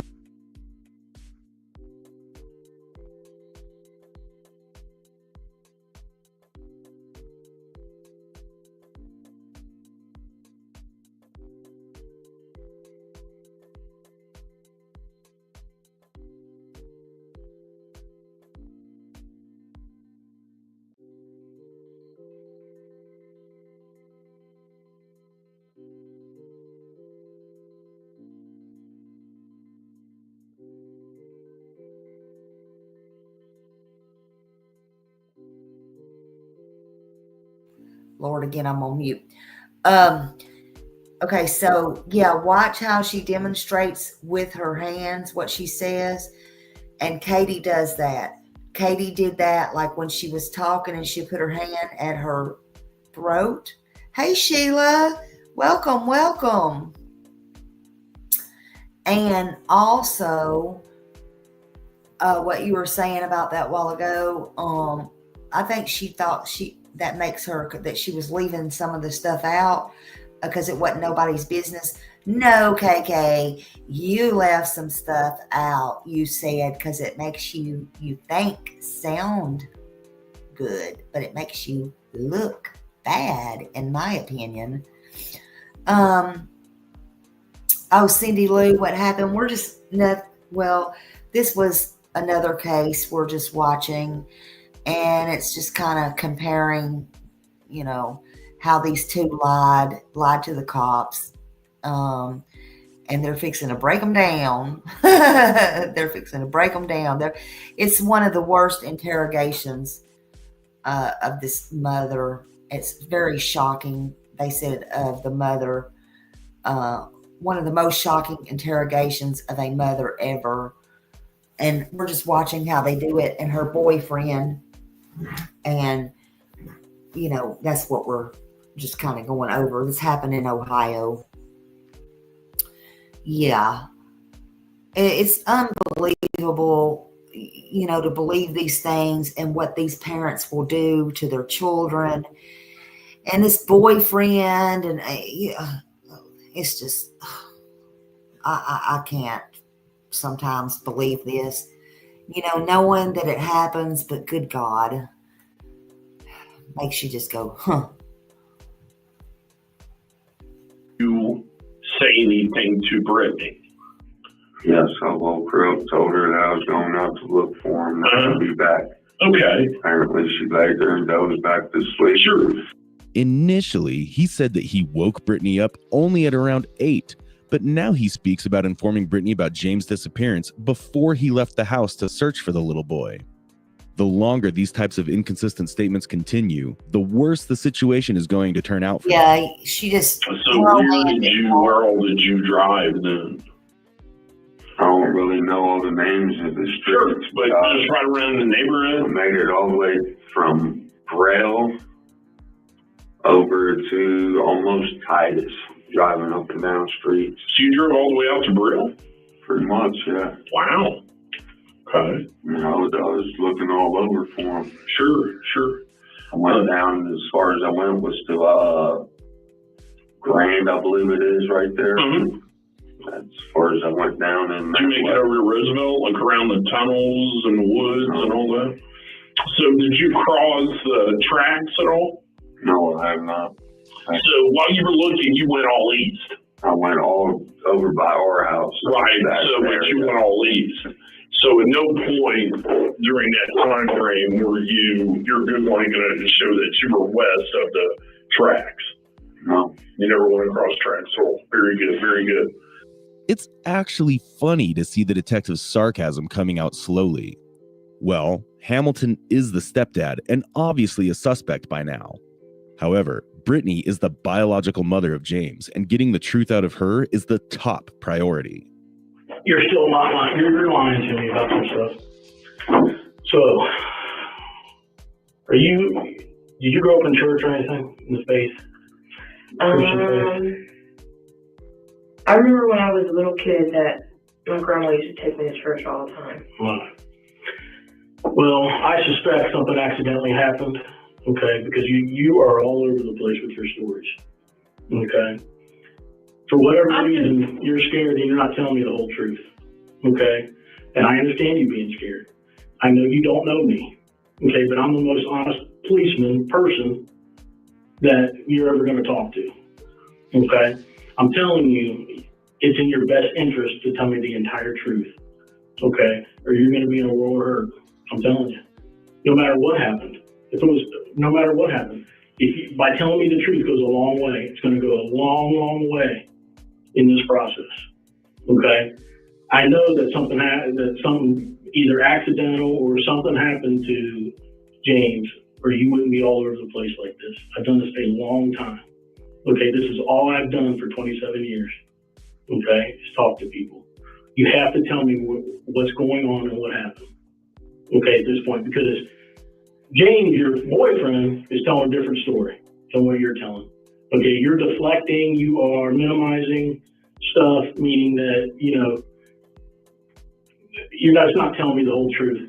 Well, he's breaking down, okay, he's telling me the whole truth, okay? So you can sit here and keep lying to me. I can't make you tell me the truth. You know that. You're going to have to take a deep breath and tell me what happened and what's going on here. Because something happened, okay? There's nothing you're going to tell me that I've not heard a million times over my career. See that? They're all starting on each But I other. need to know the truth. Because believe it or not, I know it's an old cliche, the truth is what helps people. The truth is what sets people free. Okay, you don't want to live with what's going on here. Okay, you want to tell me the truth. Most people finally tell me, okay, this is what's going on. Okay, that's your choice, huh? Okay, but you know what happened. You know what happened. Only you know, and James knows, but only you're going to be able to get out in front of this the best you can. Okay, I had to see some remorse. And finally, the detective's sympathetic words work, and Brittany at last opens up with her first statement. Okay, the kids wasn't listening. Well, kids don't listen. You've probably been there long. Mm-hmm. Well, kids wasn't listening. I try my best. I don't like yelling and screaming at my kids. Because I feel like if you're yelling and screaming at them, they don't want to listen. Okay. So they're more scared of you yelling and screaming at them than wanting to listen to what you're trying to tell them. Right. But anyways, we took the kids. I'm sure you did too. But we take kids as like the toys, take them away, put them up until they start Right. coming back as being behaved. They also have a lot of times lying about, I didn't pee myself and stuff like that. The one that's out here, the boy, the son, he likes peeing on himself and kind of, I'm sorry, Mom, but yes, I did. Like 20 minutes later, like, why wasn't you telling me then? But anyways, they wasn't listening. And he thought that James thought I wasn't making him listen. Right. Because he's normally at work nonstop. But, he thinks they hate him because they don't really listen to him well. And sometimes they don't even listen to me, but they're kids. Sure. But we can get into all this later. Okay. Tell me what happened. James told me to get rid of the kids. Okay. And oh my word. So I took them for a drive to make them think I'm going to get rid of them, but I'm not going to get rid of my kids for anybody on this planet. And he told me to get rid of them because they were not listening. He was tired of putting up with it. And I kept telling him, like, at that point, I'm not going to get rid of my kids. Like, I just let them give you a break. And for me and them for a little while, take them for a drive, whatever. But I'm not getting rid of them. They're my kids. I will not do that. Okay. And I said, if I wanted to do that, I would have gave them up a long time ago. But he kept telling me, either get these kids under control or get rid of them or do something with them. So I tried asking family members to... So what happened last night? Let's fast forward to that. We went for a drive. I don't know what road it was. Okay. We were just driving around. Well, the kids were going to the bathroom. I had pulled over to this, a little booth. In Middletown? Yeah. Okay. It's a little stall or something. A bathroom. I pulled over to the bathroom and let them all use the bathroom. While it was raining and stuff, I left the door unlocked in the van and told them, we'll all go in here. Not all of us at once, but each one of us go in here one at a time, use the bathroom. So we went in the bathroom. Well, I couldn't go in there. But when I went to go in the bathroom, I told them to go ahead and just get in the van. Well, James had slipped and fell because his shoes were wet, slippery, and he had hit his head. And did it kill him? Is that what you're telling me? Did the fall hurt him? Well.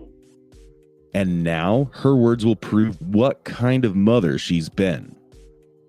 I asked him if he was okay. He wouldn't answer me. So I noticed he was breathing kind of heavy.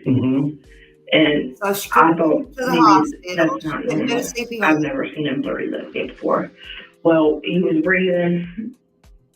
I don't know how long he was breathing for, but he had fell and busted his head on the side of the van and trying to get in there. And he was breathing heavy for a couple minutes, and then I tried to do CPR. So he stopped breathing. And where's his body at? He's doing good. Okay, just tell me where his body's at, because I gotta go find him. For you. Okay, this is called closure now. Okay. Where's his body at? Would you take it back home with you? No, I left it. You left it? So who's all in the car with you? All of us. James, you? Yes, we always and the three go children. as a family. So all five of you? Yes. All right. And what park was this, or where was this at in Middletown? Because it would make sense to put it, to me, did you put him in a dumpster? Did you just let him lay right there? Was he buried? I mean, that's what I need to know. I didn't do nothing with it. I just let them lay in the parking lot because it was a plain parking lot. There was, I believe, like water over here or something. Mm-hmm. And there was one little stall, and I let them just lay on the ground. Okay. Did James do anything with him? If you think a mother leaving her 6-year-old's lifeless body behind in a parking lot and then recounting the incident without a tear is heartless, then you are in for a sheer horror and so much worse. I mean, it doesn't make sense just to lay him right there on the ground. So, well, I left him laying in there on the ground because I was going to call the ambulance, but I was scared, shook up, didn't know what to do. Okay. So now we need to figure out where this is at. Well, the little boy was laying on the ground. I went to the bathroom, told him you try real quick. I couldn't hold myself. Mm-hmm. I told him, you try real quick to give him CPR. Mm-hmm. And so I went to the bathroom. I came out. He was gone. Okay. What did the other two children say about all this?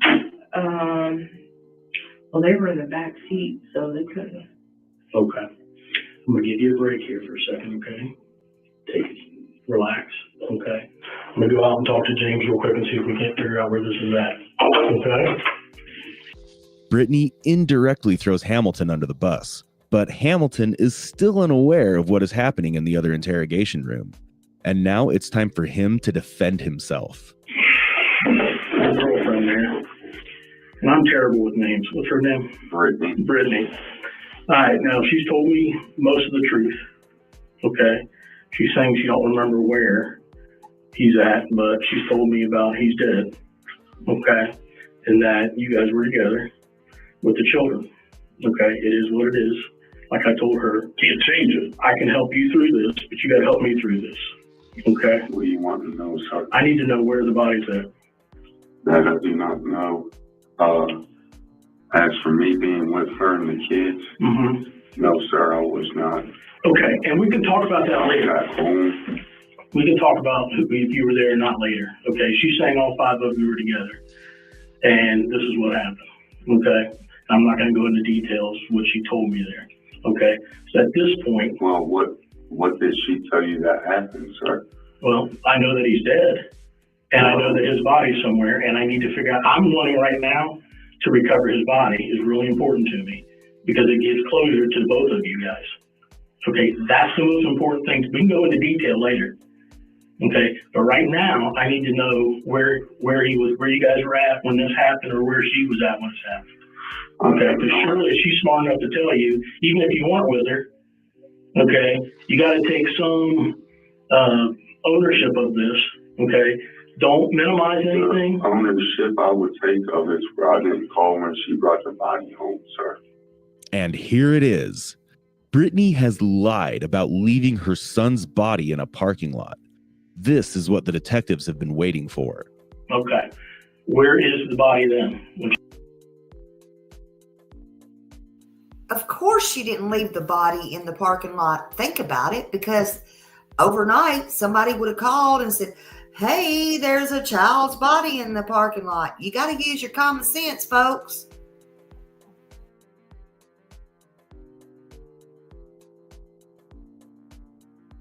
She brought the body home. What did she say she did with it?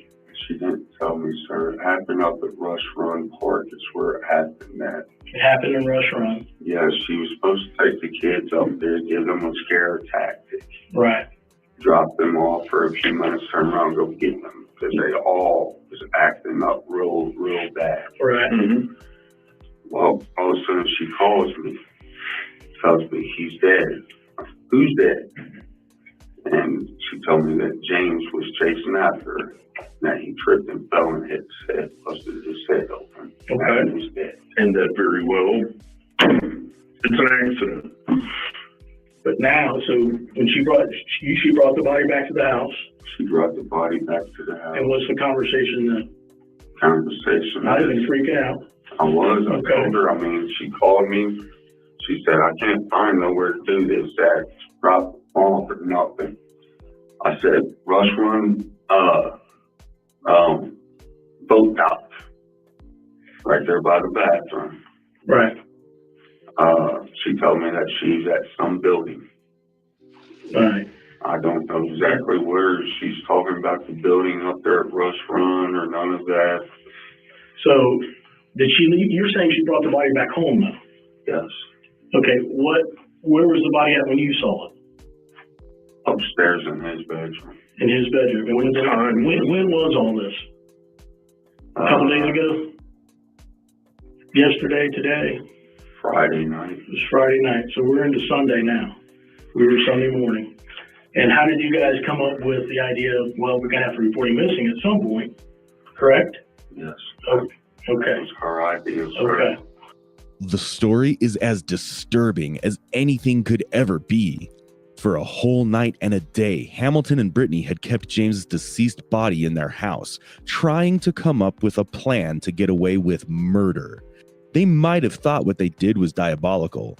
However, why even plan all this if it was just an accident? I won't be Why not just call 911? What I want is This is going to help you tremendously. If I can find this and you weren't there, in their house, then if you can help me find the body, when people then that's start going to be missing, huge for you. Right now, you're trying to do the right thing and help out your fiance. You're protective of her already. We've established that. stuff like that. Because you were talking about having dirty Same. things ever, and you don't. And that's what a man does. The man protects and helps. I'm going to call her your wife, but nobody's blaming you for you trying to help her. But, Yeah, I help my wife. Okay, I understand that. I understand the love that you have for her, okay? It's not what we're talking about. We really do understand that. So she brings the body home. Is it in the bedroom? And then what happens? Even if you yourself went out totally by yourself and got rid of it, I just need to know where. You're still helping your wife. I don't know exactly where it was, sir. Okay, were you with her when the body was dumped? Yes. Okay. If we went out driving, did you take it back up to Rush Run? We wasn't up the Rush Run, man. I went to the East off the bridge. He's in the river. Okay, what bridge? Middletown Bridge? No. Cincinnati. Down Cincinnati? Well, it's the bridge that goes from Kentucky to Indiana. The 71 bridge? Is that 71? 275. Oh, okay. Right. Did you bag him up or anything? No. So he was in his clothing? Okay. How did you what time of day or night is this? This was about 3 o'clock this morning. This morning? Okay. What did you do with the other two kids go with you then? No, they was at home and back asleep. All right, so both of you guys get up. We got to do something. And then take him down to Cincinnati off 71. You're thinking 275, yeah. Okay, and just throw him off the bridge, or did you hold him off the bridge? There are no words left to describe this story. Hamilton confesses to what they did to James's body. However, Brittany is still unaware of this. It has to be said that the detectives' tactics are remarkable, and very soon they'll lead to the truth. All right. So, James has told me that body was on top of the bridge, okay? That you guys went together to do that this morning, okay? Is it the Ohio River? Is that what we're talking about, or where? It's between Indiana and Kentucky. Between Indiana and Kentucky? I don't really know my ways about. Okay. Was the body wrapped in anything? Or did you just have clothes on him, or what? He had clothes on. Okay. Do you know what he was wearing? His red jacket. It's like a camo red jacket. Mm-hmm. Black and white shoes. Reds? Cincinnati Reds? No, it's just like a plain camo red jacket. Okay.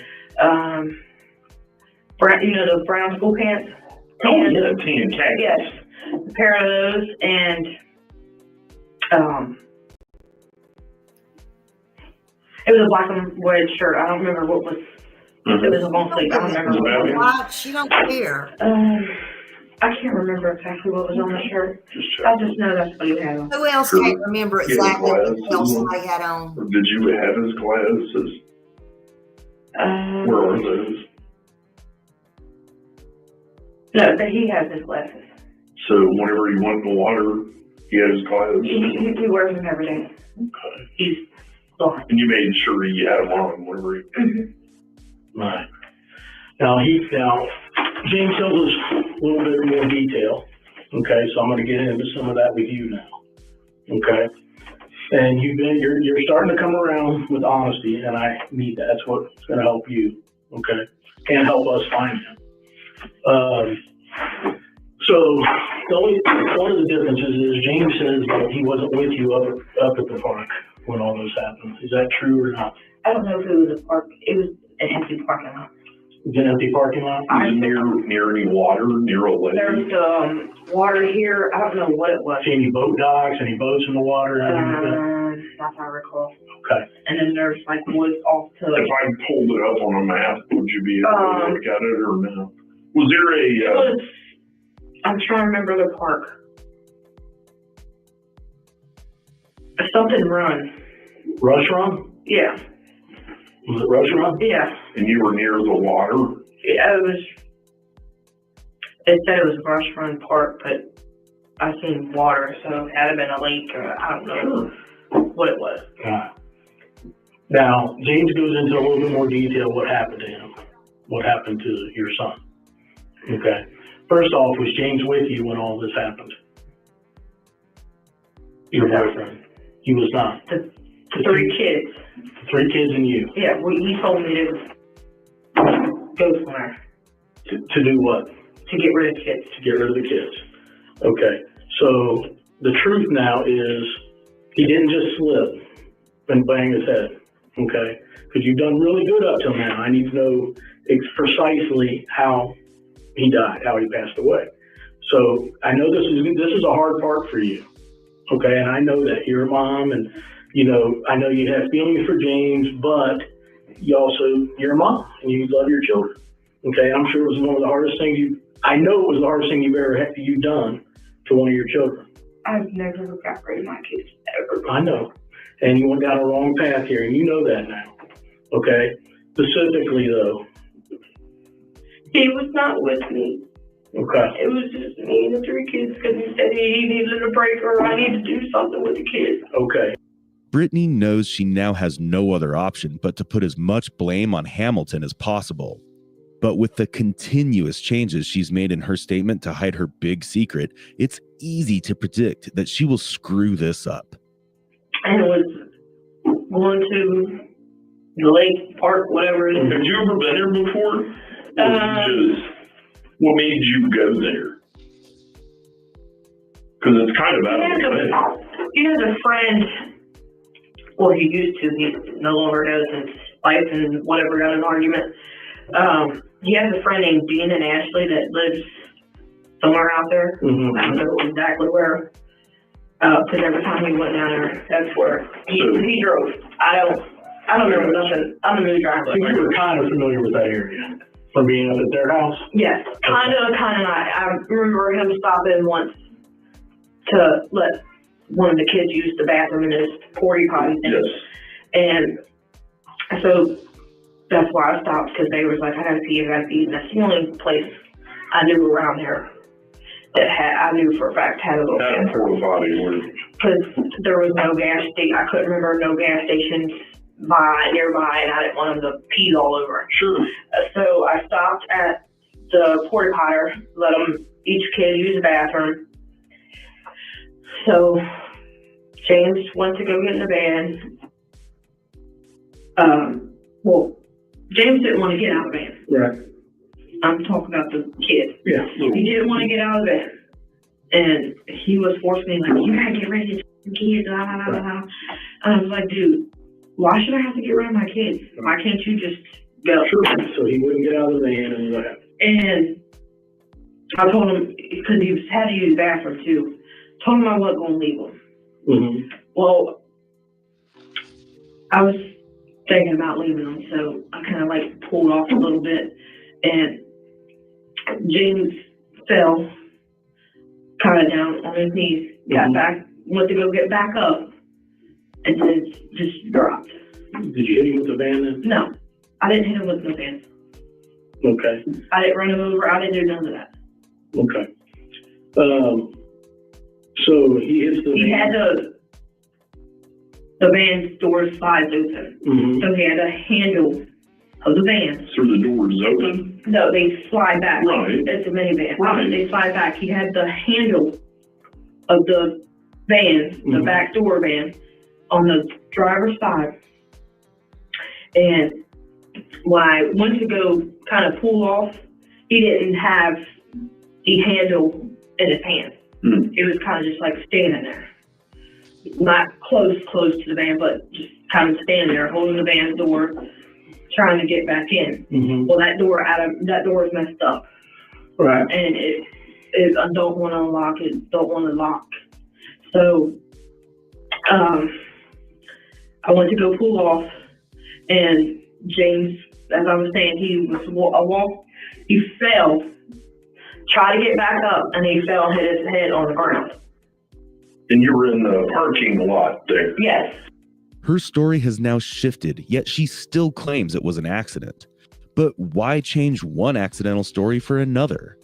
Well, it's stupid and just proves how scared she is. But she's not yet done with her lies. If we took you up that way, could you show us where? Where he was at? Yeah.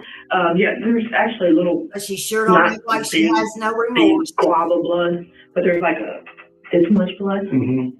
or maybe might be even more, where his head had hit the concrete. Mm-hmm. And I rolled him over, Mm-hmm. kind of try to help him back, Mm-hmm. see if I can get him to come back. Mm-hmm. Well, Did you know he was dead pretty soon though? at first he was still breathing. Like I said, he took a couple, like, Where was he bleeding from? right here on the, right here, and like he wants to fall down. He try was to breathing catch out of his ears or his mouth? it. And if you don't remember, He didn't have his mouth open. Okay. I know he had his eyes kind of like, you know how you kind of like sleep with your eyes open, Yeah. like a tiny bit? Right. That's how he had his eyes.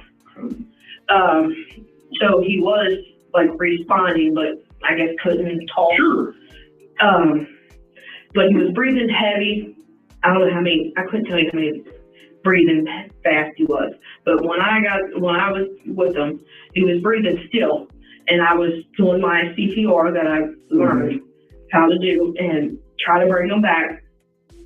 And I couldn't. So I did it for like 5 minutes, and I knew after 5 minutes there was no getting back. So what did you do then? I drove home. You picked him up, put him in the van? Yes. Okay. He thought I just threw. Right. I can't do that to my. Sure. I don't want to just throw it in there. Right. Right.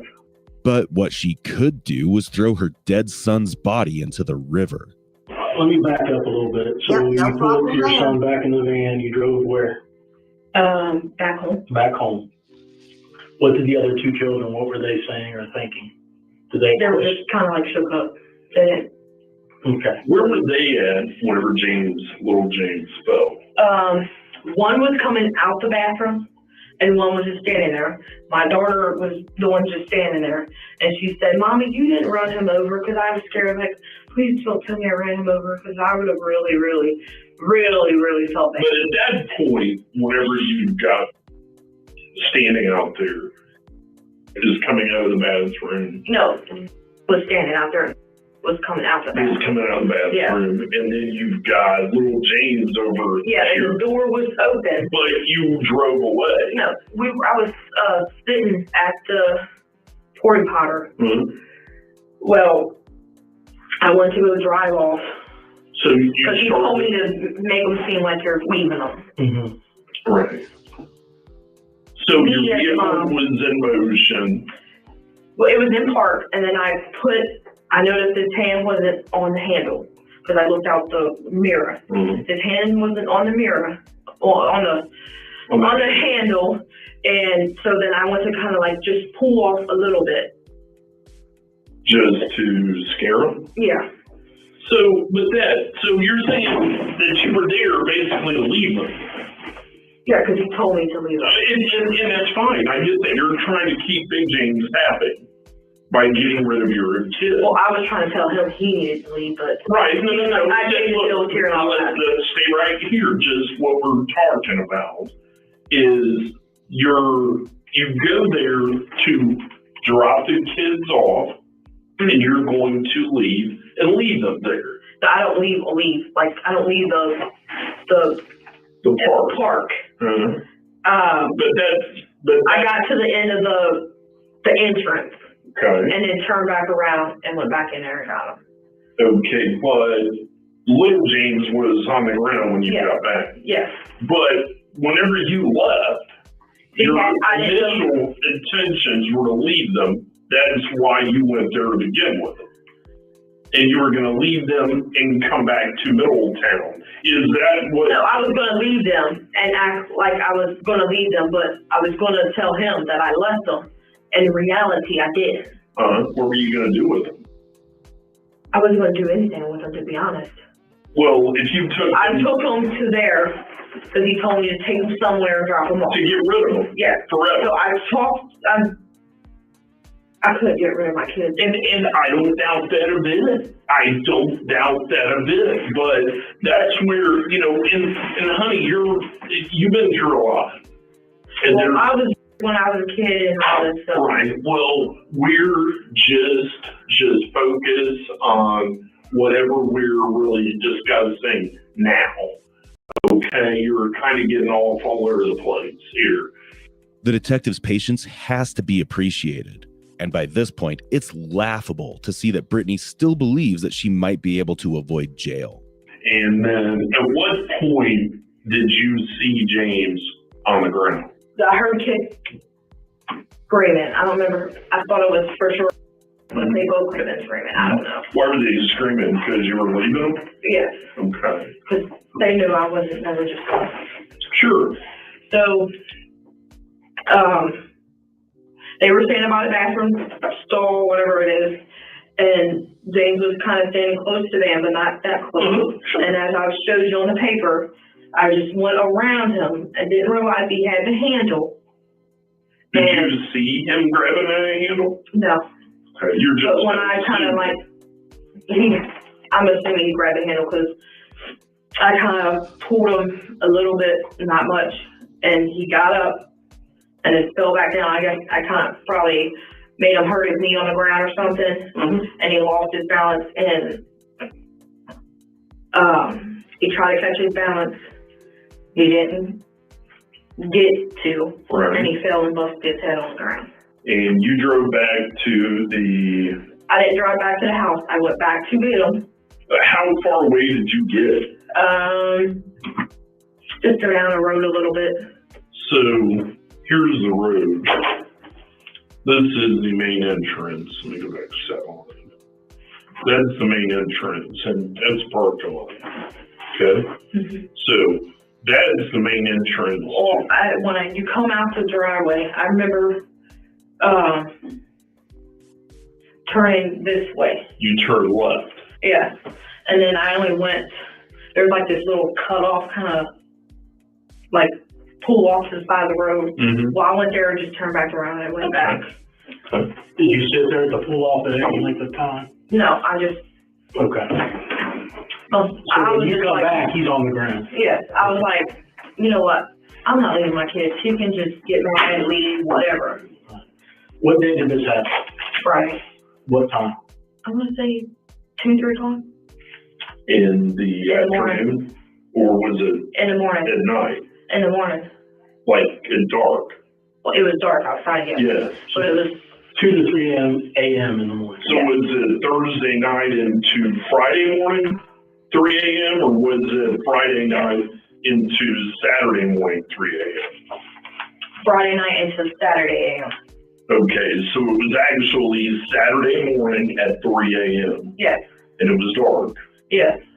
Okay. I couldn't see nothing. It was raining. However, even this is still not the whole truth. The truth is far more disturbing than any of her stories. So you bring the kid back, you carry the kid in, and then what happened? Where do you put the kid? Where do you put James? I just laid him on the lip in the when you walk in the door, that room right there on the floor. The front, when you walk in the front living room? Yes, the front room. So the living room Where and the the couch couch? is, yes. You laid him? I laid him on the floor, Okay. the bare floor, Mm-hmm. and he took him upstairs James took him upstairs. and put him in the bedroom. What time was it? I want to say like a couple minutes once I got back and carried him in. He took him upstairs and put him in the bedroom. Like in a closet where? It was on the floor. There's a window here and a window here. He put it right there on the floor. Okay, so as I go up the steps, there's 2 bedrooms. The straight. Keep going straight. The straight bedroom. Okay. And you just, we're at on the floor. We're at in there. Right.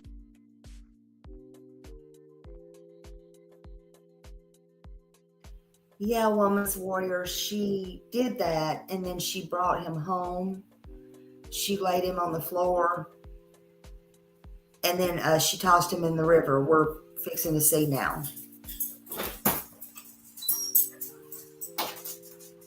Right there on that, not this front window, but the side window. Okay. We're going to give you a few minute break, and then we'll be right back. Do you need anything? You know the restroom? You need anything? I wish I had my anxiety meds. Well, we don't know if she got her anxiety medicines. However, we do know the truth. While Brittany tried to leave James and his siblings behind, James tried to get back in the car. However, the disturbing reality was that Brittany, who was so ready to leave them, couldn't be bothered to stop and instead just kept driving. And this cruel act by Brittany caused young James to fall, and she ultimately ran him over. This sounds like a heartbreaking accident, but what she did after killing her own son completely changes the story. She decided to turn this accident into a cold-blooded murder, and Hamilton, who helped her, is about to face the same fate as her.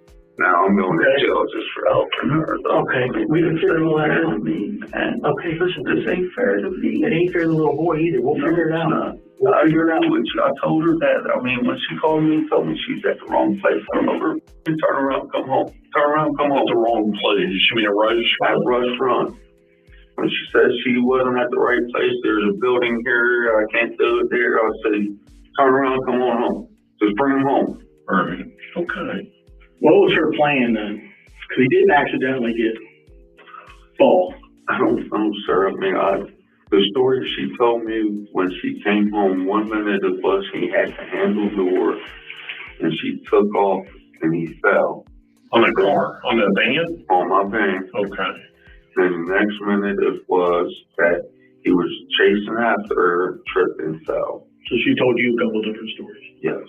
On March 5th, 2021, 29-year-old Brittany Gosney and 42-year-old James Hamilton were indicted by a Butler County grand jury on a combined total of 31 felony charges for the death of 6-year-old James Hutchinson, as well as crimes against his siblings. However, Brittany still showed no remorse for killing her own son, remaining the same cold and unempathetic mother. What's the conversation between you and James? How does he want you to get rid of him? He just told me to take him to the run. He just said rush run. And do what? He just told me to take him there and drop him off. Okay. So I took him there and dropped him off. Okay. So now you're up at Rush Run. Okay, just you and the 3 children. Mm-hmm. Now what happens? I told the kids to get out. Okay. And then that's when James didn't want to get out, or he didn't even answer me. So the 2 kids get out. Yes. Okay. James would not answer me for nothing. Okay. And I was back there kind of like shaking his arm, trying to get him to talk to me. And he wouldn't say anything. Hiding there. At what point do you drive off? Like 5 minutes later. I'm about to lose my temper and I'm trying not to. I'm going to take a break. And the same thing was about to happen to the other detective, too. I caught you in like 5 lies in about 2 minutes because you cannot remember what bull story or sentence you said 30 seconds ago. Am I wrong? No, I have a memory problem. I've been trying to tell you that. You're full of We've already talked to Can you, I have doctor. a paper so I can maybe... I'm going to write down your lies and write down a good journal. When the case went to trial, James Hamilton was indicted on 2 counts of gross abuse of a corpse and tampering with evidence. Additionally, he faced charges of kidnapping and 2 counts of child endangerment, resulting in a 19-year prison sentence. On August 16, 2021, Brittany Gosney pleaded guilty to murder and 2 counts of felony child endangerment for the killing of James Hutchinson and the abuse of her other 2 children. She was sentenced to life in prison with a possibility of parole after 21 years. Tragically, James's body was never found. However, the search continues in the hope of finally giving him the proper goodbye that he deserves. So what do you think about this case? Was this the whole truth, or were there many more secrets left undisclosed? Feel free to share your opinions. We'd love to hear from you. And if you have any cases in mind that you want to cover, please drop your suggestions in the comments section.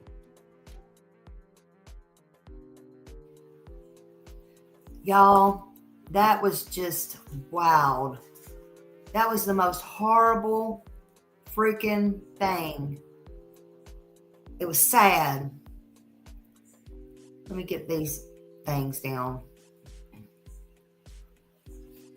Sad to think that any person, human being, mother, could choose her boyfriend or husband or whoever, anybody, over their child. And she had absolutely no remorse. None. Just so nonchalant about everything. Went on about life.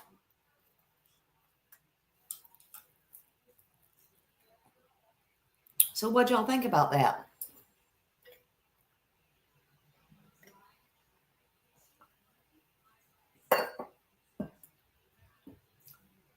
No, she does not deserve the title of mother. And some things people just don't want to see, don't want to believe. And I see a lot of similarities in other cases. But that's just me. You know, if my child was missing, there's no way I could just carry on day to day. You can sit there and say people's crying beyond the cameras, behind the cameras, on top of the cameras, any way that you want to say it. But you sure ain't using no platforms to cry for where your child's at. You know. And Katie Proudfoot, if you're so desperate to bring your son home, why don't you get out and speak up for him? You're the person to advocate for your child. Nobody could do it better. Why? Why?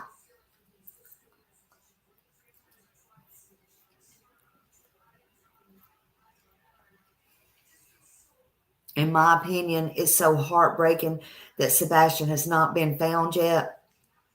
And I personally think Katie knows the truth.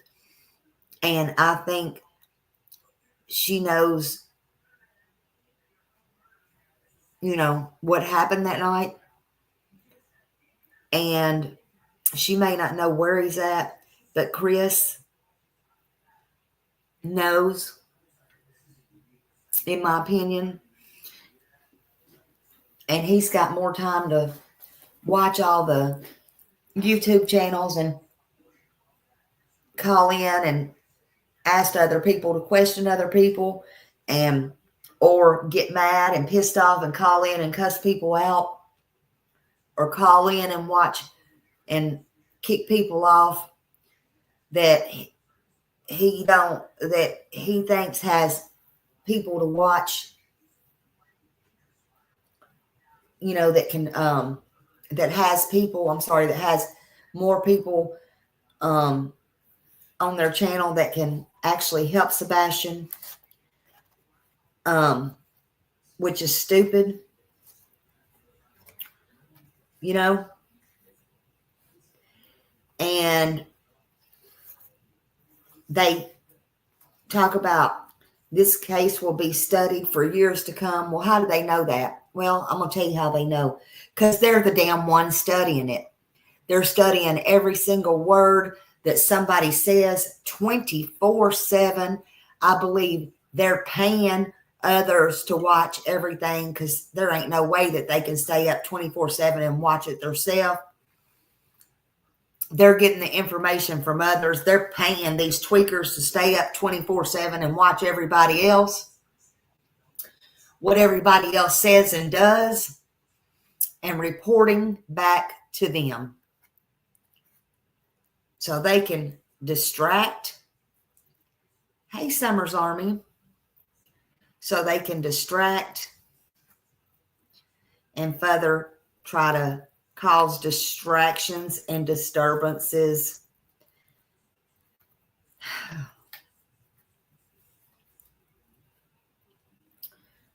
You know, like keep people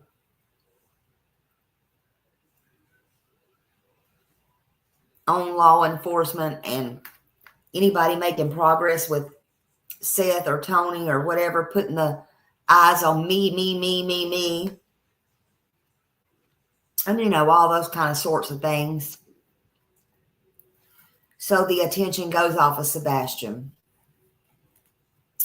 Well, we just can't let that happen anymore. The attention has to stay on Sebastian. And we just have to overlook these attention seekers. Sebastian is the victim. He's the victim. And if you know something, you need to say something. Call 1-800-TBI-FIND. 1-833-TELL-DOG. Or email Sebastian at manhunts.1. Or call Brandon Carter at 615-451-3838. If you think you see Sebastian, please call 911. Please, it's imperative. Yes, Seth is the parent, and his wishes should be followed without question. We don't need phone calls and emails to us. Okay? Some things are best left to the cops. Be careful what you wish for sometimes. Y'all have a good night. I'm sure Justin's on. Go watch Clutch Them Pearls. He probably is. It's almost 7. He may have already been on. He's keeping Sebastian's name out there. And he's a good person. Y'all have a good night. Bye.